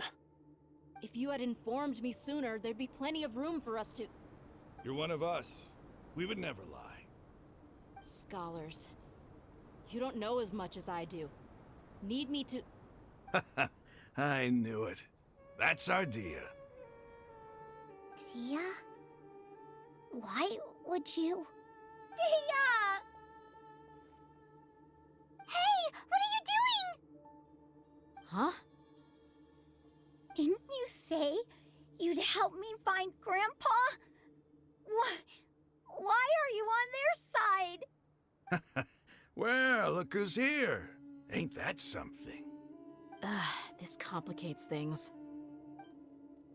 You've betrayed Aru village? So, this is the great General Mahamatra. Dear, you'd be better off as my assistant than hanging around with this motley crew. Seen for yourself, I have the means and methods, and my ideals are far more admirable than theirs. I'm not the type that's easily swayed, Raman. You of all people should know that. Wait, what's going on, Dia? Whose side are you on here? Shut it, Paimon. It doesn't matter. Whichever side you pick, nothing can deter us from the grand mission of resurrecting King Deshret. Once our Lord of Old returns to this land, we will have a new beginning.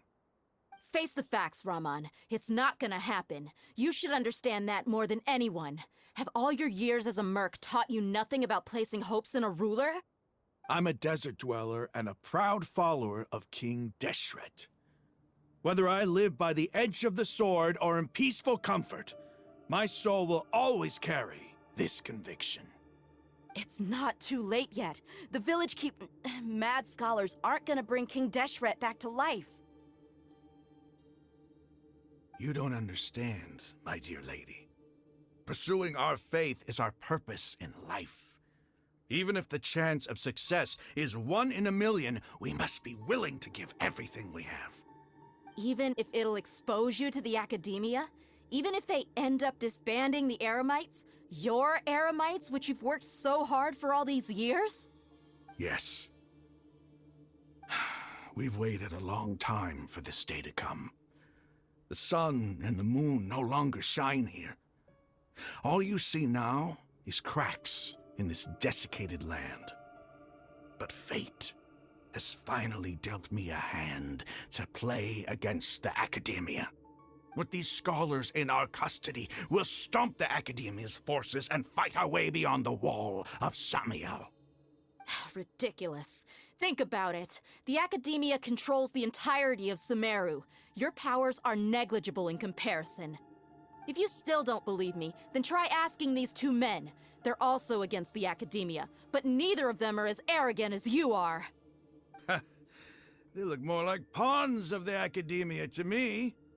Why would I listen to anything the people of Greater Lord Rukkhadevada have to say? Filthy traitors. Your god abandoned all honor and betrayed King Deshret. We desert dwellers will never trust the likes of you.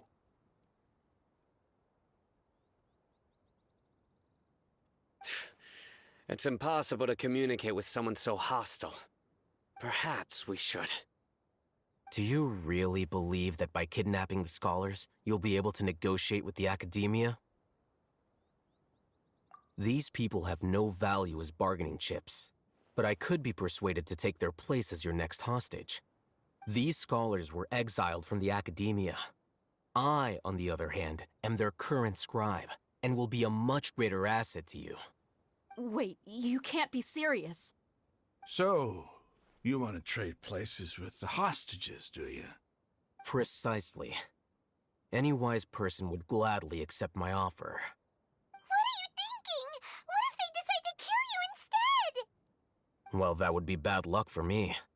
However, I'd get the chance to observe the scholars, perhaps even find out the truth. Think you can talk me over with that confident look of yours? I'm not trying to persuade you. I'm using this as a means of joining forces against the Academia. You are the scribe. What do you have against the Academia? Not all desert dwellers believe in King Deshret, and the same applies to the Academia. Why must all knowledge seekers approve of the Academia's way of doing things? You Academia scum.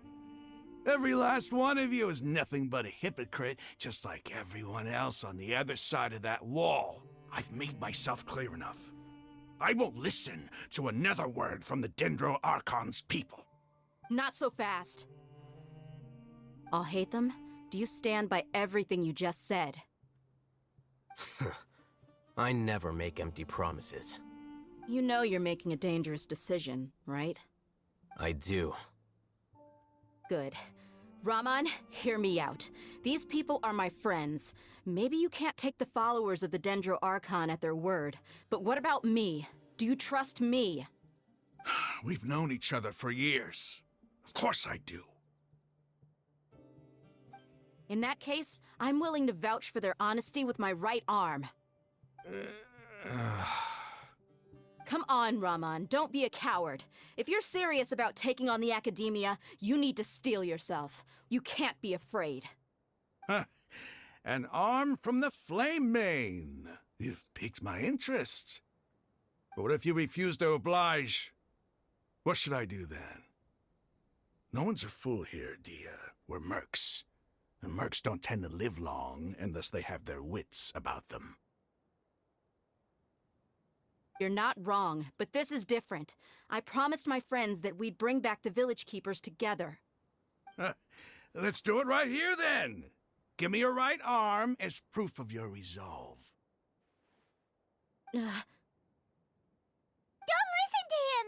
He's not even trying to negotiate! He just wants to make things more difficult! That's fine.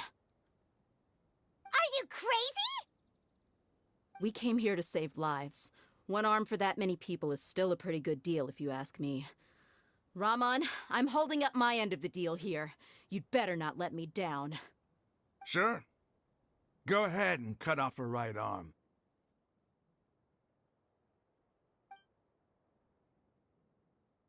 No!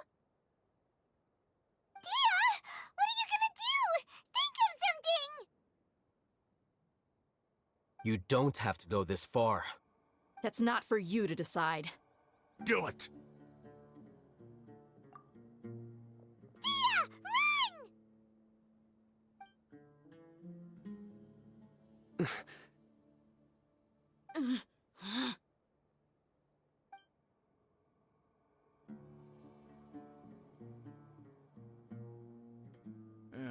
Stop!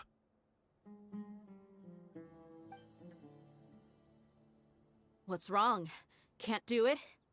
Flame Mane, you and I are both desert folk. Cutting off your arm is no different than cutting off my own fingers.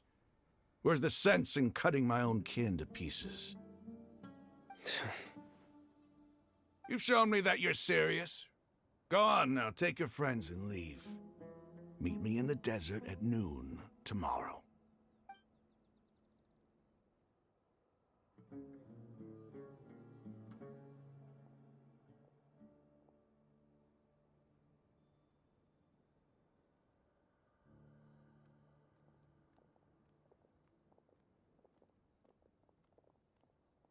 Phew.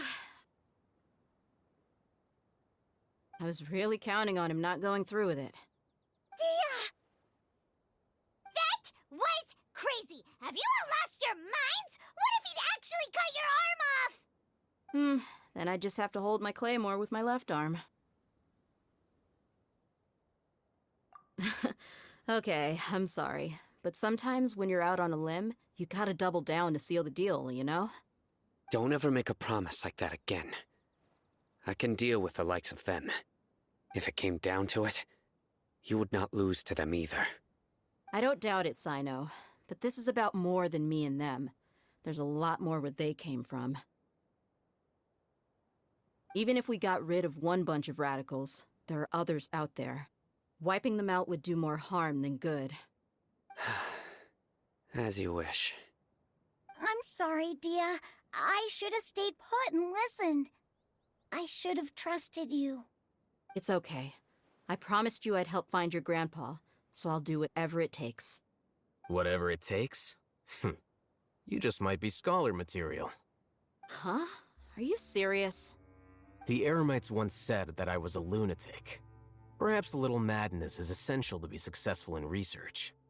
Why does it feel like he's using his praise for me as an excuse to brag about himself?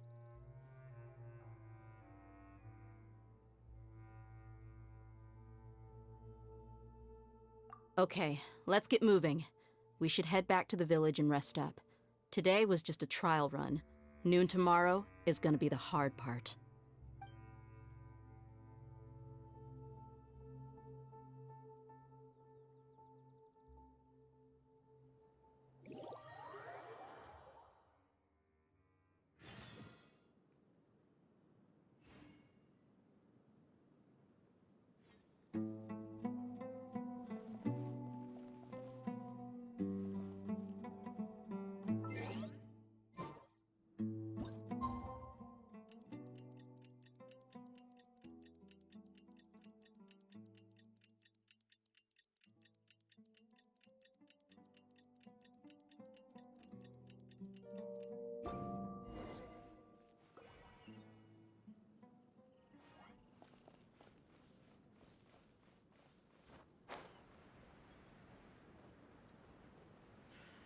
What's the big deal?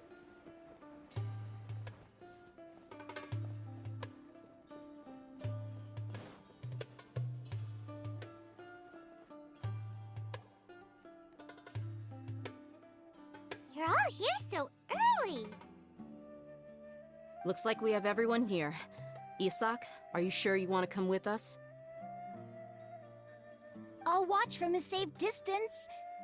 Dia, I want to be there to bring Grandpa home. Okay, let's go then. Dia, wait. What's the matter? I heard that you were quite reckless yesterday. No more of that today, understood? Or I'll be very upset with you. Fine.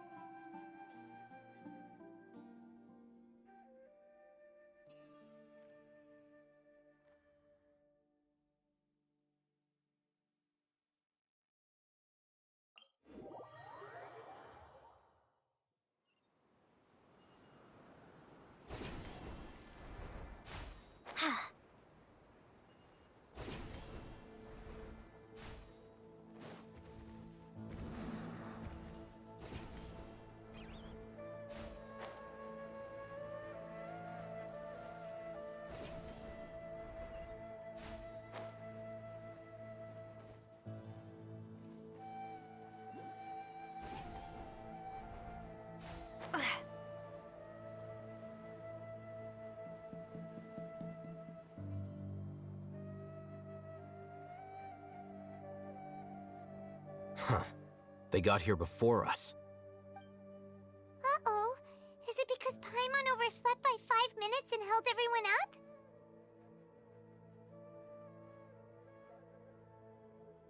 Is everything ready? Absolutely. Although, you brought fewer people than I imagined. Bring him over.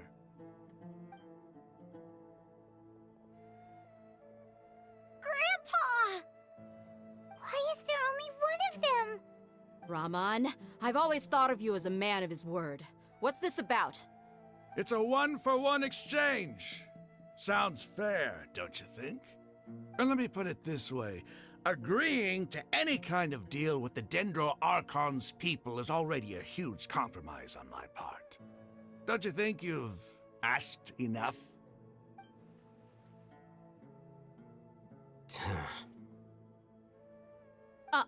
You stay right there!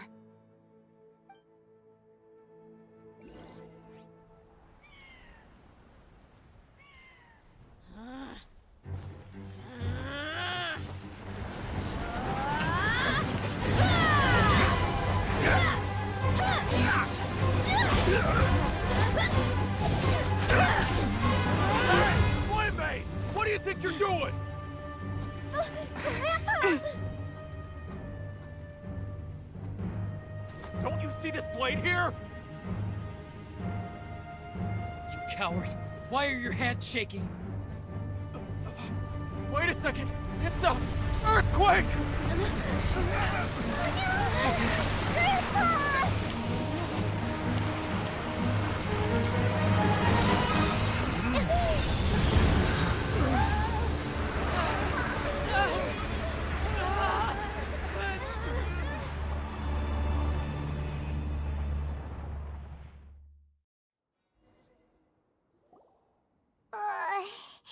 Paimon's dizzy.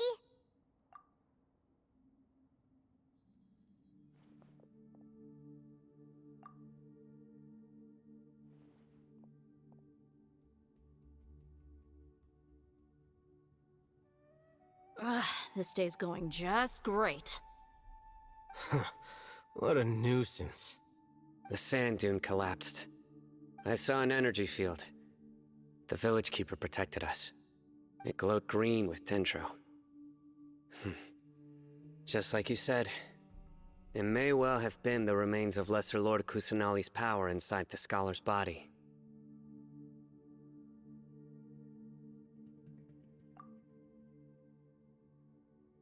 The Dendro Archon.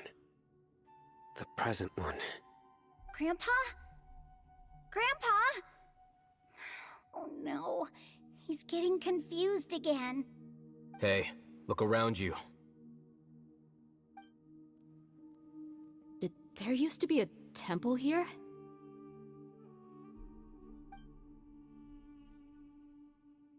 It seems that when the sand dune collapsed, it exposed these underground structures. The symbols on the gate belong to King Deshret's civilization. This structure must be ancient. Over time, the sandstorms completely buried it and left it in the state we see now. It could have been an underground palace in the distant past.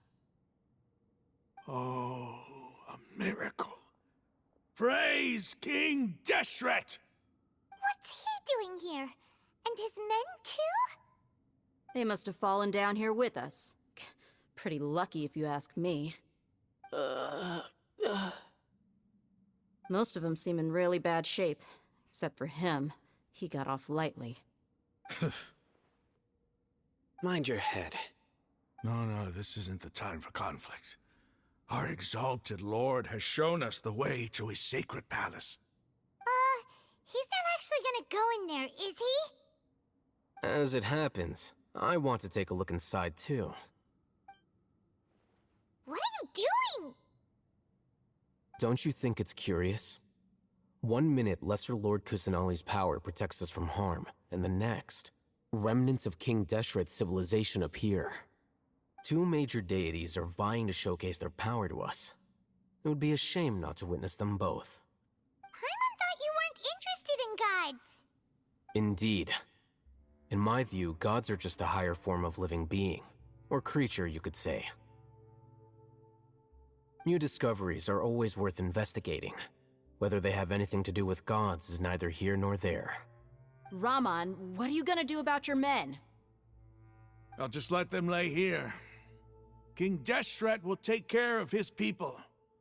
Right now, I'm going inside.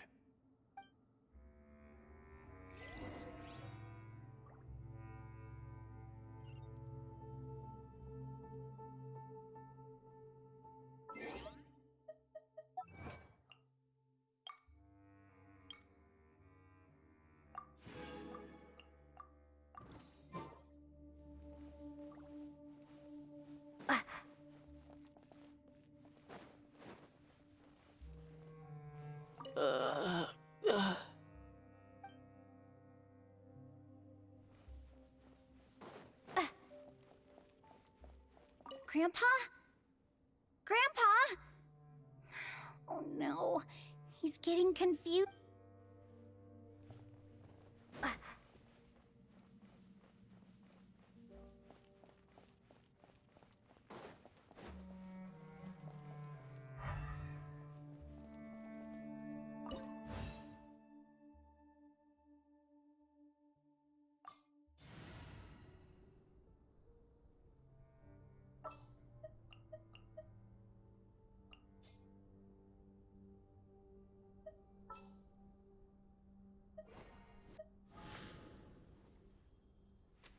I await your instruction.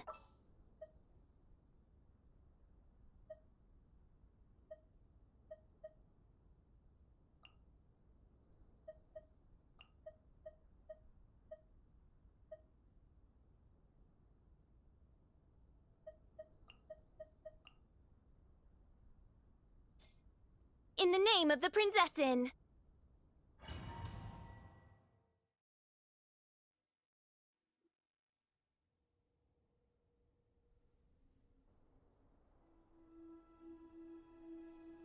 It's full of life here. This defies comprehension. It looked completely desolate from the outside. Yet, it flows with energy inside. Yeah, and there's so many plants. It's so pretty. Sir Rahman. Huh? Me? Do you see another Rahman here? Are you mocking me? What do you mean, sir? Interpret it however you want, but there's something I'd like to draw your attention to. While this structure is clearly left over from King Deshret's civilization, the energy that flows in here is that of the Dendro Archon. Whatever you say. It's not like I have a vision. There's nothing to be angry about. Think of this as an academic journey. It does seem kinda strange. If that's true, then we might have to explore this whole area to find an explanation.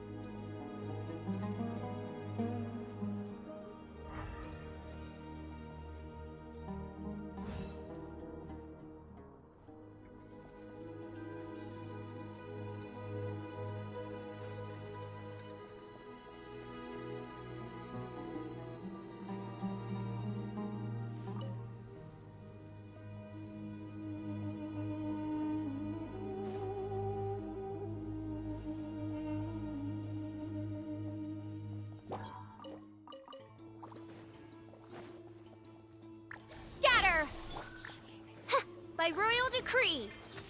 No rest for the wicked. Huh? Teamwork is dreamwork. My apologies.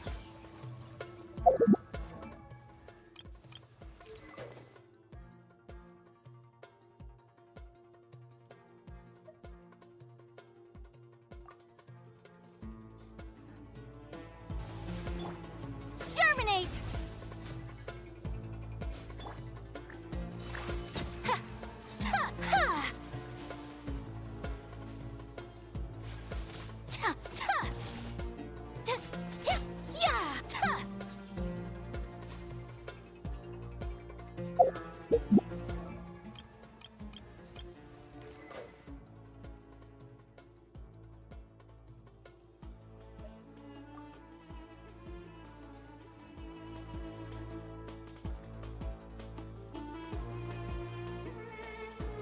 Ta! Take flight. Oz, reveal thyself. Off we go. Let's light it up.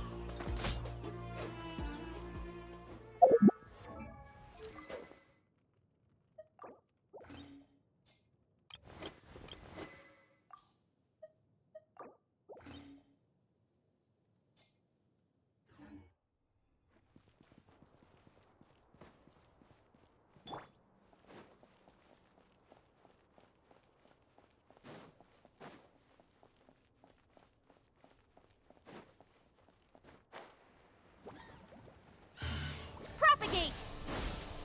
By royal decree. Ha! Ow! I'm going in! Sakura swirl! Whirling snow! Ha! Ha!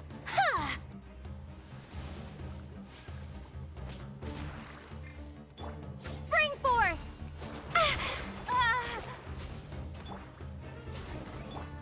Tch!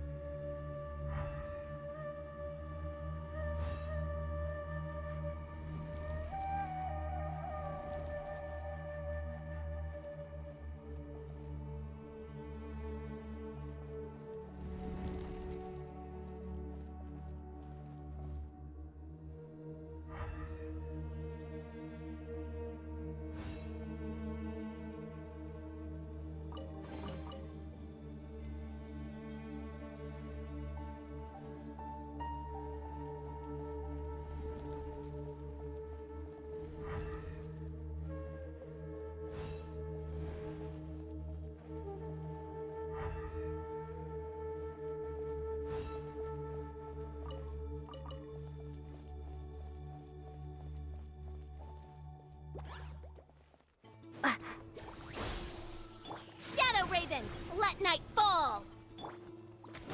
Why do they never miss?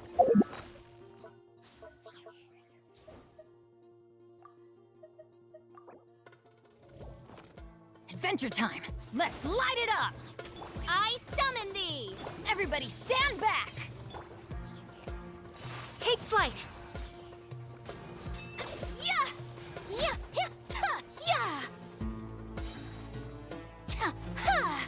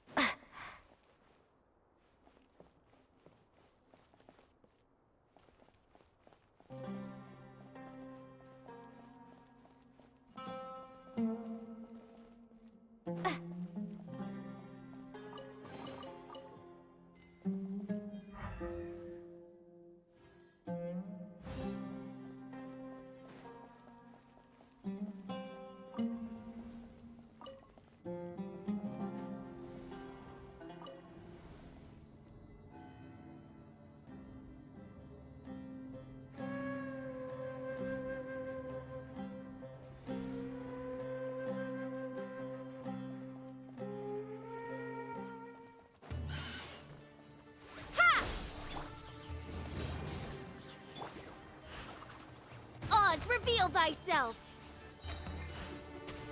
Ha! Embrace the ice!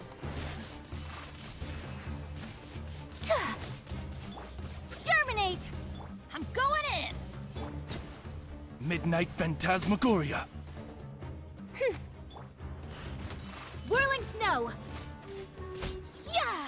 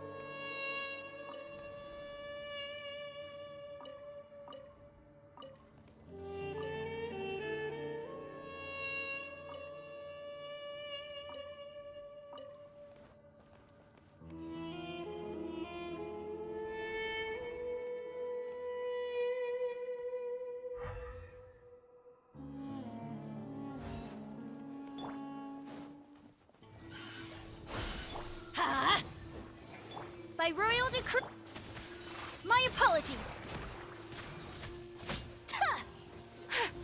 Unthinkable! We ought to end this. Propagate! Everybody stand back! Huh? As you wish, main Fräulein. Kamisato art! Sumetsu! Take flight! Yeah! Ha! Yeah! Scatter! Let's light it up! Oz, reveal thyself!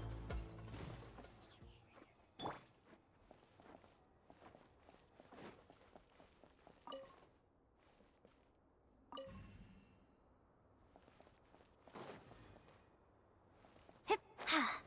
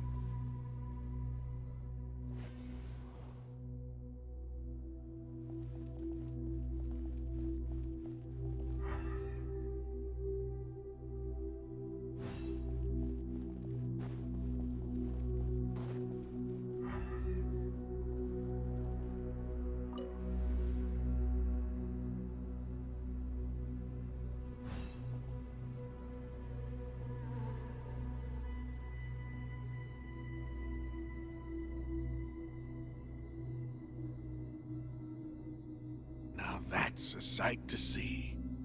King Deshret's splendor surrounds us. There's so much vegetation here. It's different than what I expected. Sure are a lot of plants for a desert. That's what I call divine providence of King Deshret.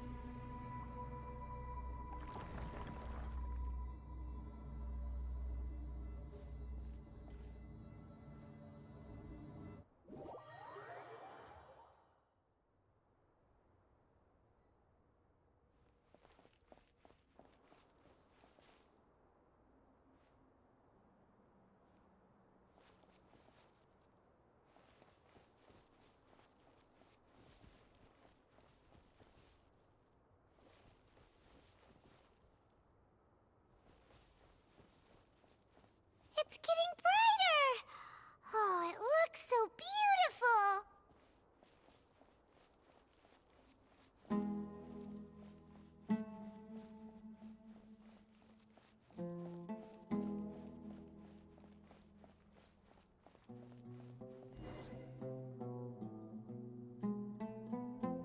Wait.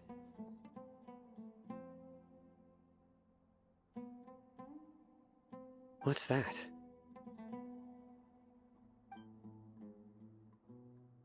A load of flowers. And it looks like there's something among them. These are King Deshret runes. They left something behind. Yes. It's an elegy written in an ancient script. What does it say? Here lies our faithful priest Kasala. His wisdom is a miracle among the people, deserving of high praise and admiration. You can read ancient King Deshret script? Of course. Every student needs to master at least 20 languages before they graduate. He's not serious, right? There's still something off about this place. The elemental energy here is too concentrated. The scent of life. Is it trying to tell us something? Is this it? Analyzing.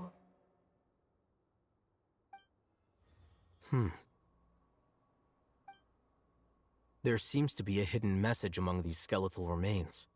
Excellent. There's a device from King Deshret's civilization in this gravesite. I'll transmit the information over and project it for everyone to see.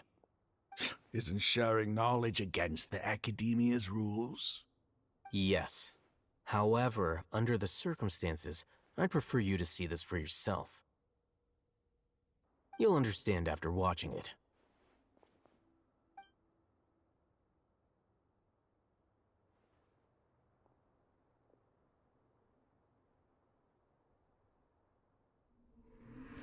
Civilization is born of knowledge, but so too can knowledge be its demise. A disaster caught us unaware. It was knowledge that did not belong to this world. King Deshret brought this forbidden knowledge into our world, and it quickly spread like a plague. People's minds were filled with crazed whispers. Dark gray scales spread across their bodies. Even the land was stripped of its vigor. Only a desperate, deathly silence remained. Were it not for greater Lord Rukkhadevata from the forests, the damage would have been irreversible. She summoned the priests to build temples and infused into them the divine power of life. The disaster was miraculously tempered, and the embers of our civilization were preserved in Aru village. Alas, the miracle could not last. As long as forbidden knowledge continued to exist, it would forever blight this world. In the end, the proud king of the desert, my eternal lord, chose to sacrifice himself. I have spent my whole life since guarding one of these many temples. But now, my duty is coming to an end. As I close my eyes for the final time, the sight of that noble deity will appear in my vision once more. In helping King Deshret to eradicate forbidden knowledge, she exhausted her strength, and her form became that of a small child. How strange. Now that I think of her, I no longer have any fear of death, for I sense that the spirit of life will abide with me during my eternal sleep. Children of the desert, cling no longer to past grievances, but hold tight to the memory of this act of benevolence. What was that? The priest's memories. No, impossible. Greater Lord Rukkhadevata. So the former Dendro Archon and King Deshret were never enemies at all. But this doesn't make any sense. The Dendro Archon's followers, they're clearly... Was that the former Dendro Archon?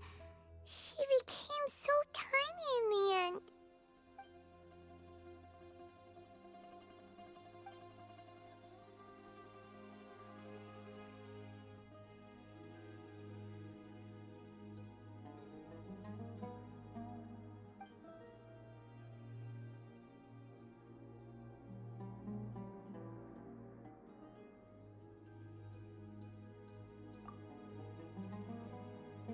This doesn't make any sense.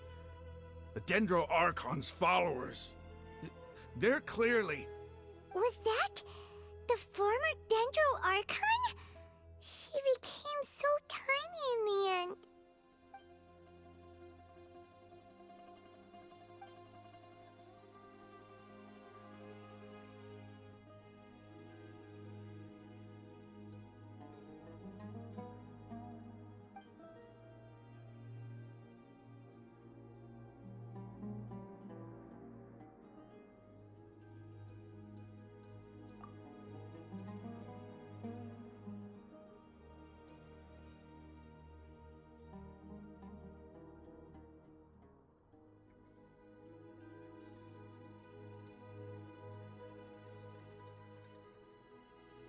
You might be distrustful of the Akasha, but there's no reason for you to doubt King Deshret's technology.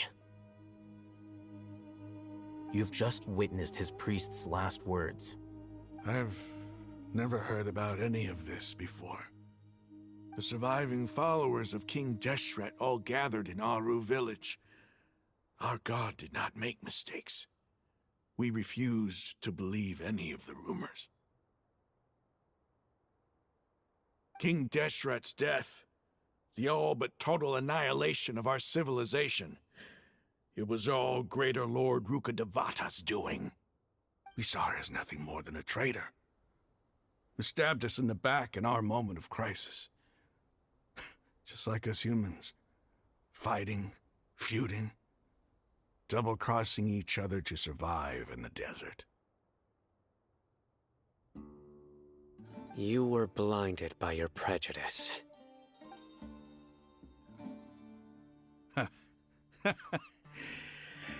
If I hadn't seen this for myself, if I hadn't witnessed his last words with my own eyes, ears, and heart, how could I ever begin to accept this? The truth is so far from what I've always known. Am I really supposed to believe that after all these years, all this time seeking revenge, suddenly now my enemy is my savior? Rahman, that's enough. Give it a rest. You're starting to make a fool of yourself. Dia, tell me, my Eremites and I, what are we even fighting for?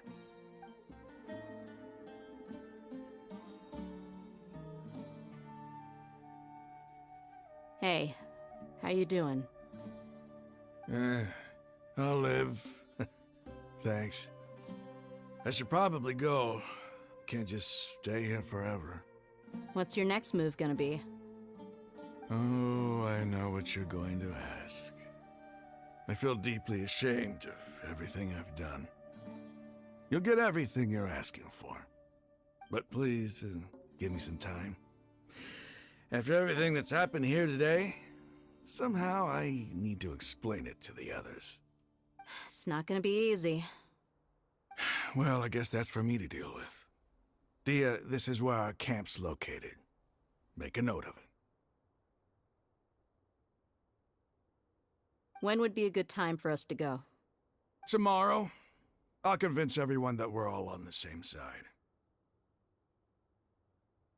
And I'll return every last one of your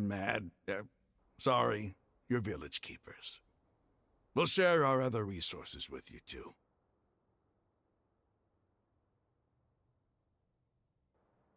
You seem to finally understand that our true enemy is the sages.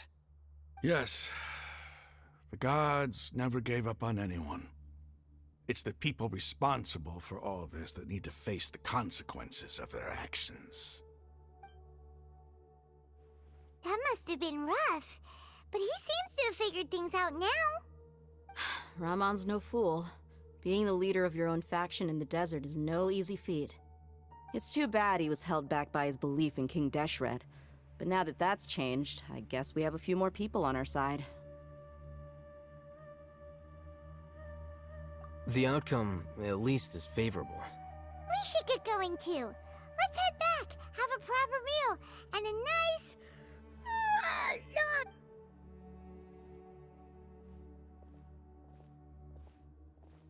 Sino, we're leaving! Stop yelling.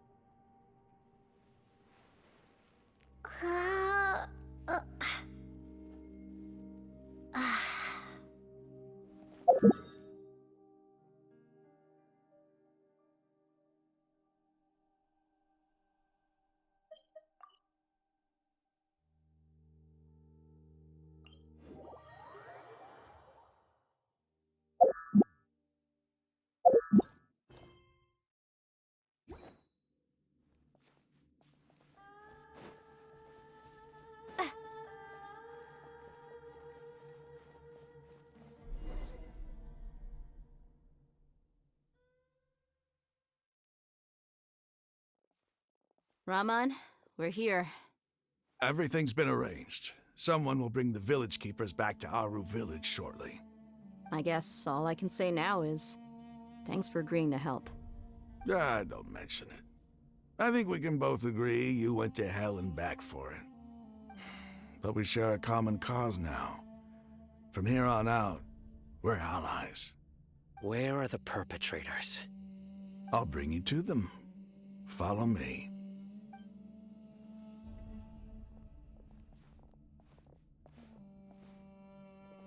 So these are the people who kidnapped the village keepers. Oh no, it's the scribe! There's no need to yell. No one can help you now. We've been all over the desert trying to find you! That's right.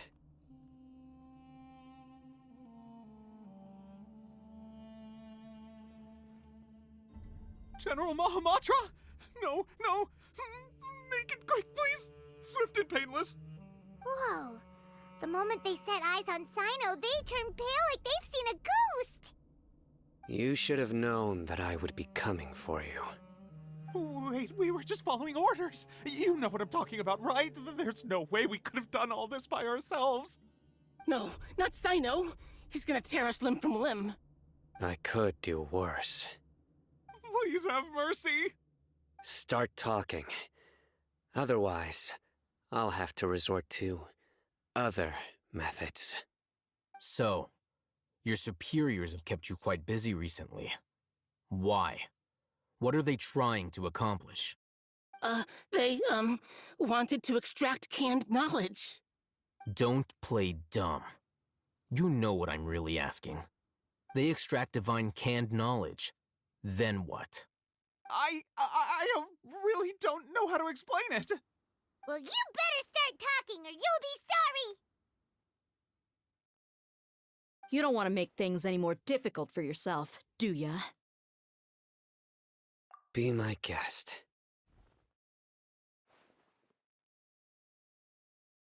Huh? Huh? Uh-huh. That sure didn't sound like a fancy metaphor or anything. You're serious, aren't you? How did you know? There's no use hiding it now. Yes, you're right. The Academia is working on an important and potentially world-changing project. They are creating a new god. A god that will belong to them and to the people of Sumeru. It may seem as if Sumeru's academics are thriving, but ever since the death of Greater Lord Rukkhadevata, scholarly breakthroughs have been few and far between. The withering of Irminsul has been getting worse recently. The sages have tried everything they could think of, but nothing's worked. I'm always hearing them say things like, if only Greater Lord Rukkhadevata was still with us. Continue. And then, someone from the Fatui showed up. They called him the Doctor. He brought a gnosis and said he wanted to borrow the Academia's research facilities.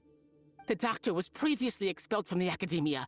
At first, the sages looked down at him in disdain. But when he said those words, everyone's expression changed. He asked them, "Do you wish to create a god?" This is what the arrogant ignorance at the extreme end of academia looks like.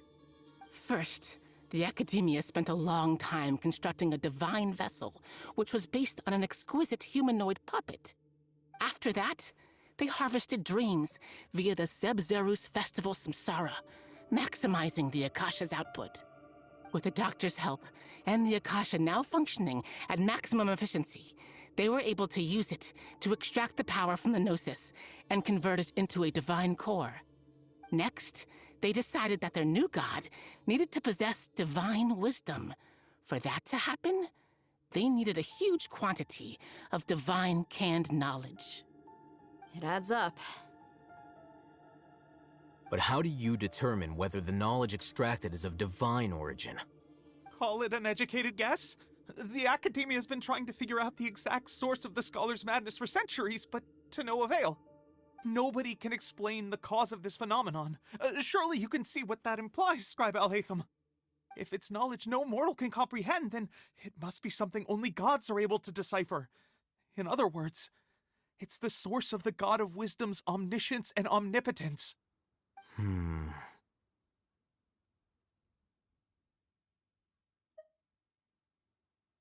You must have noticed by now. The Academia doesn't care about who their god is. It's the ability to exercise control over knowledge and wisdom that matters. It is as if they are cursed with a desire for omniscience and omnipotence that burns in their blood. Some organisms demonstrate phototaxis, and thus orient their entire lives in respect to sources of light. For the sages, their only source of hope is the existence of a deity who embodies the acme of wisdom. This is but a form of phototaxis. For many scholars, the absence of a god of wisdom means stumbling in the darkness for the duration of their lives. Then what does Lesser Lord Kusanali mean to you? Is she not a true god present in this world? If you already have a new god, why try to create another one? From the beginning, the Academia has never treated her as a god. When the Academia first discovered Lesser Lord Kusanali, the newborn god of wisdom, the sages hoped that she would be as wise as Greater Lord Rukkhadevata. But upon evaluation, they found that at the time she possessed no more intelligence than any ordinary human child. The sages never had a ruder awakening. This forced them to accept that Greater Lord Rukkhadevata had indeed passed away. Not to mention that Lesser Lord Kusanali's gnosis has been used to power the Akasha this entire time. By herself, she has neither an Archon's raw power, nor the spectacular insight expected of a god of wisdom. Slowly but surely, people began to forget about her existence. So, this is the path the sages have chosen.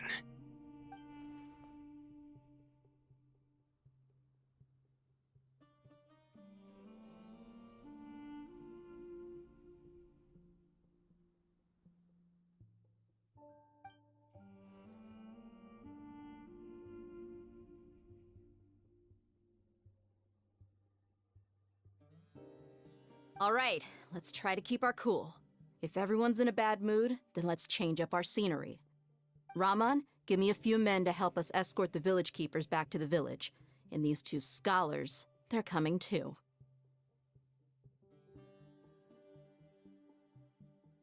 Sure, as you wish.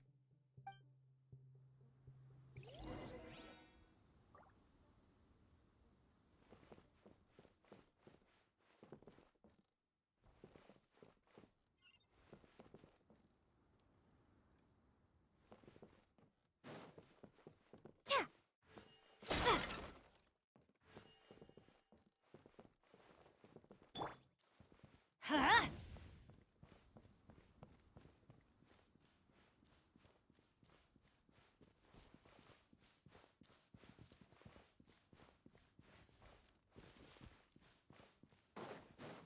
It's all good. Whatever the boss says.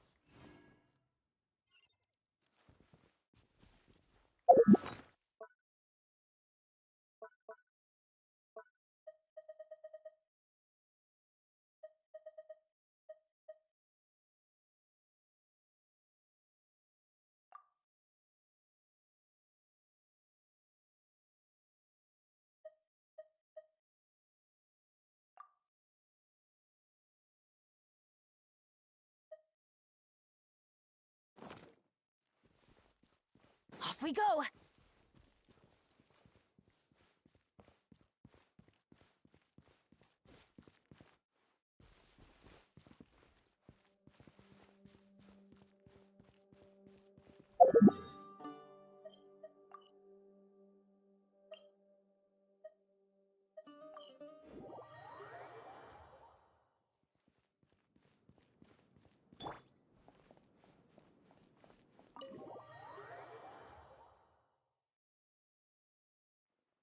The village keepers you found have all been returned to their homes, and each one has a dedicated caregiver to look after them. The two new scholars are being kept under close supervision, too. Really great work, everyone. The atmosphere is so heavy.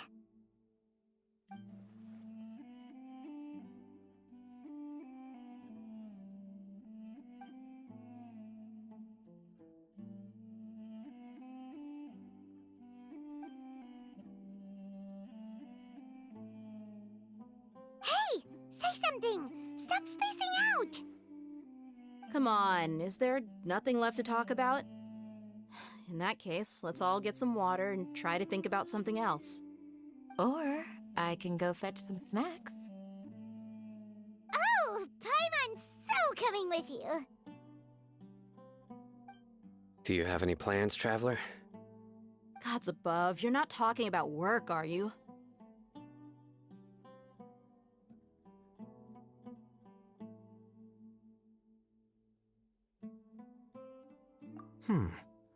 So you were still withholding some information?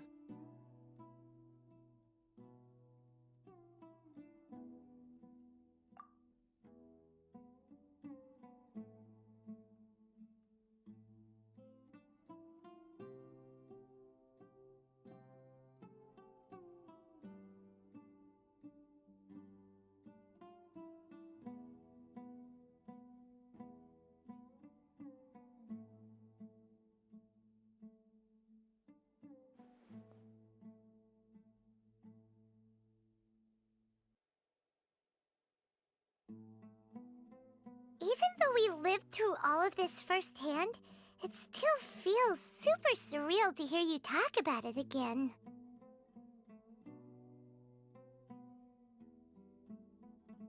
What a whirlwind of a story. I felt like I was holding my breath the whole time. It seems like there will be more issues to face in the days ahead than I had anticipated.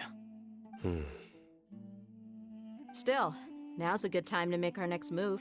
Now that Ramon's joined us, we'll be an even stronger team. It's time to make a plan. Indeed. These events are a flagrant transgression of the rules in every sense. We cannot allow it to continue.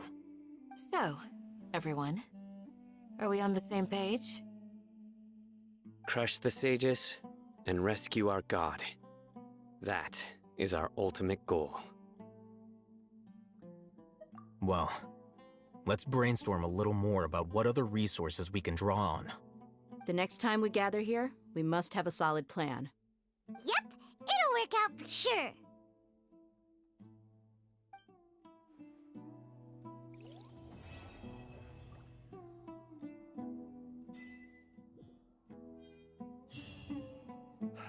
Your memory is far superior to mine.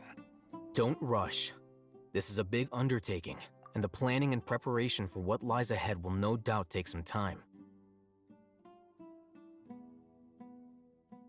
Take it slowly.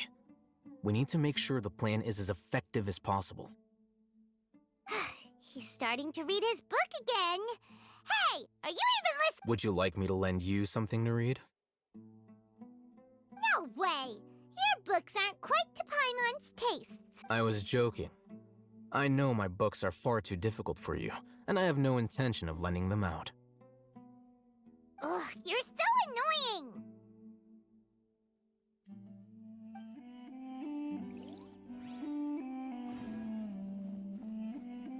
You must let me know if there's anything I can do to help. Though I cannot leave Auber Village, I can't help but feel stirred when I see the looks in your eyes.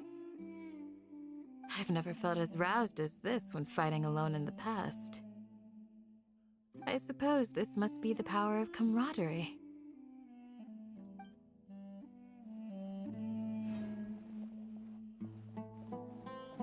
By the way, do you still remember?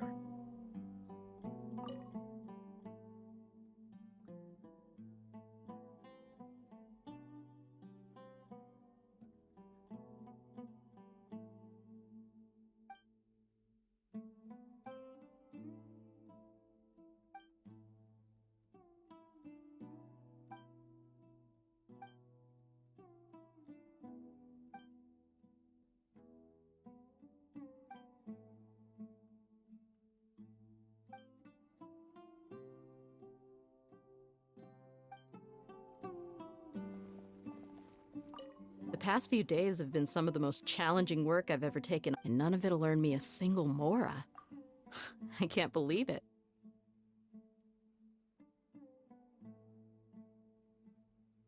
Look on the bright side, Dia. Maybe we'll get a huge reward after this is all over. You've got a point. Hey, what would you do if you woke up tomorrow with more money than you could ever spend? Paimon would buy boatloads of tasty snacks. That's it? And maybe some tasty drinks as well? How adorable. Well, here's to all our indulgent fantasies. If there's a chance they can come true, I'll give it my best shot. And here's hoping that everything we do from now on will change this world for the better.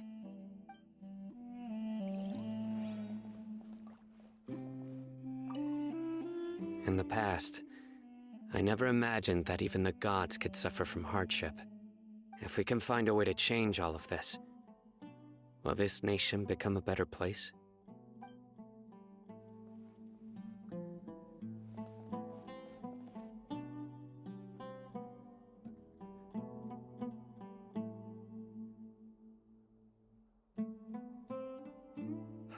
Your memory is far superior to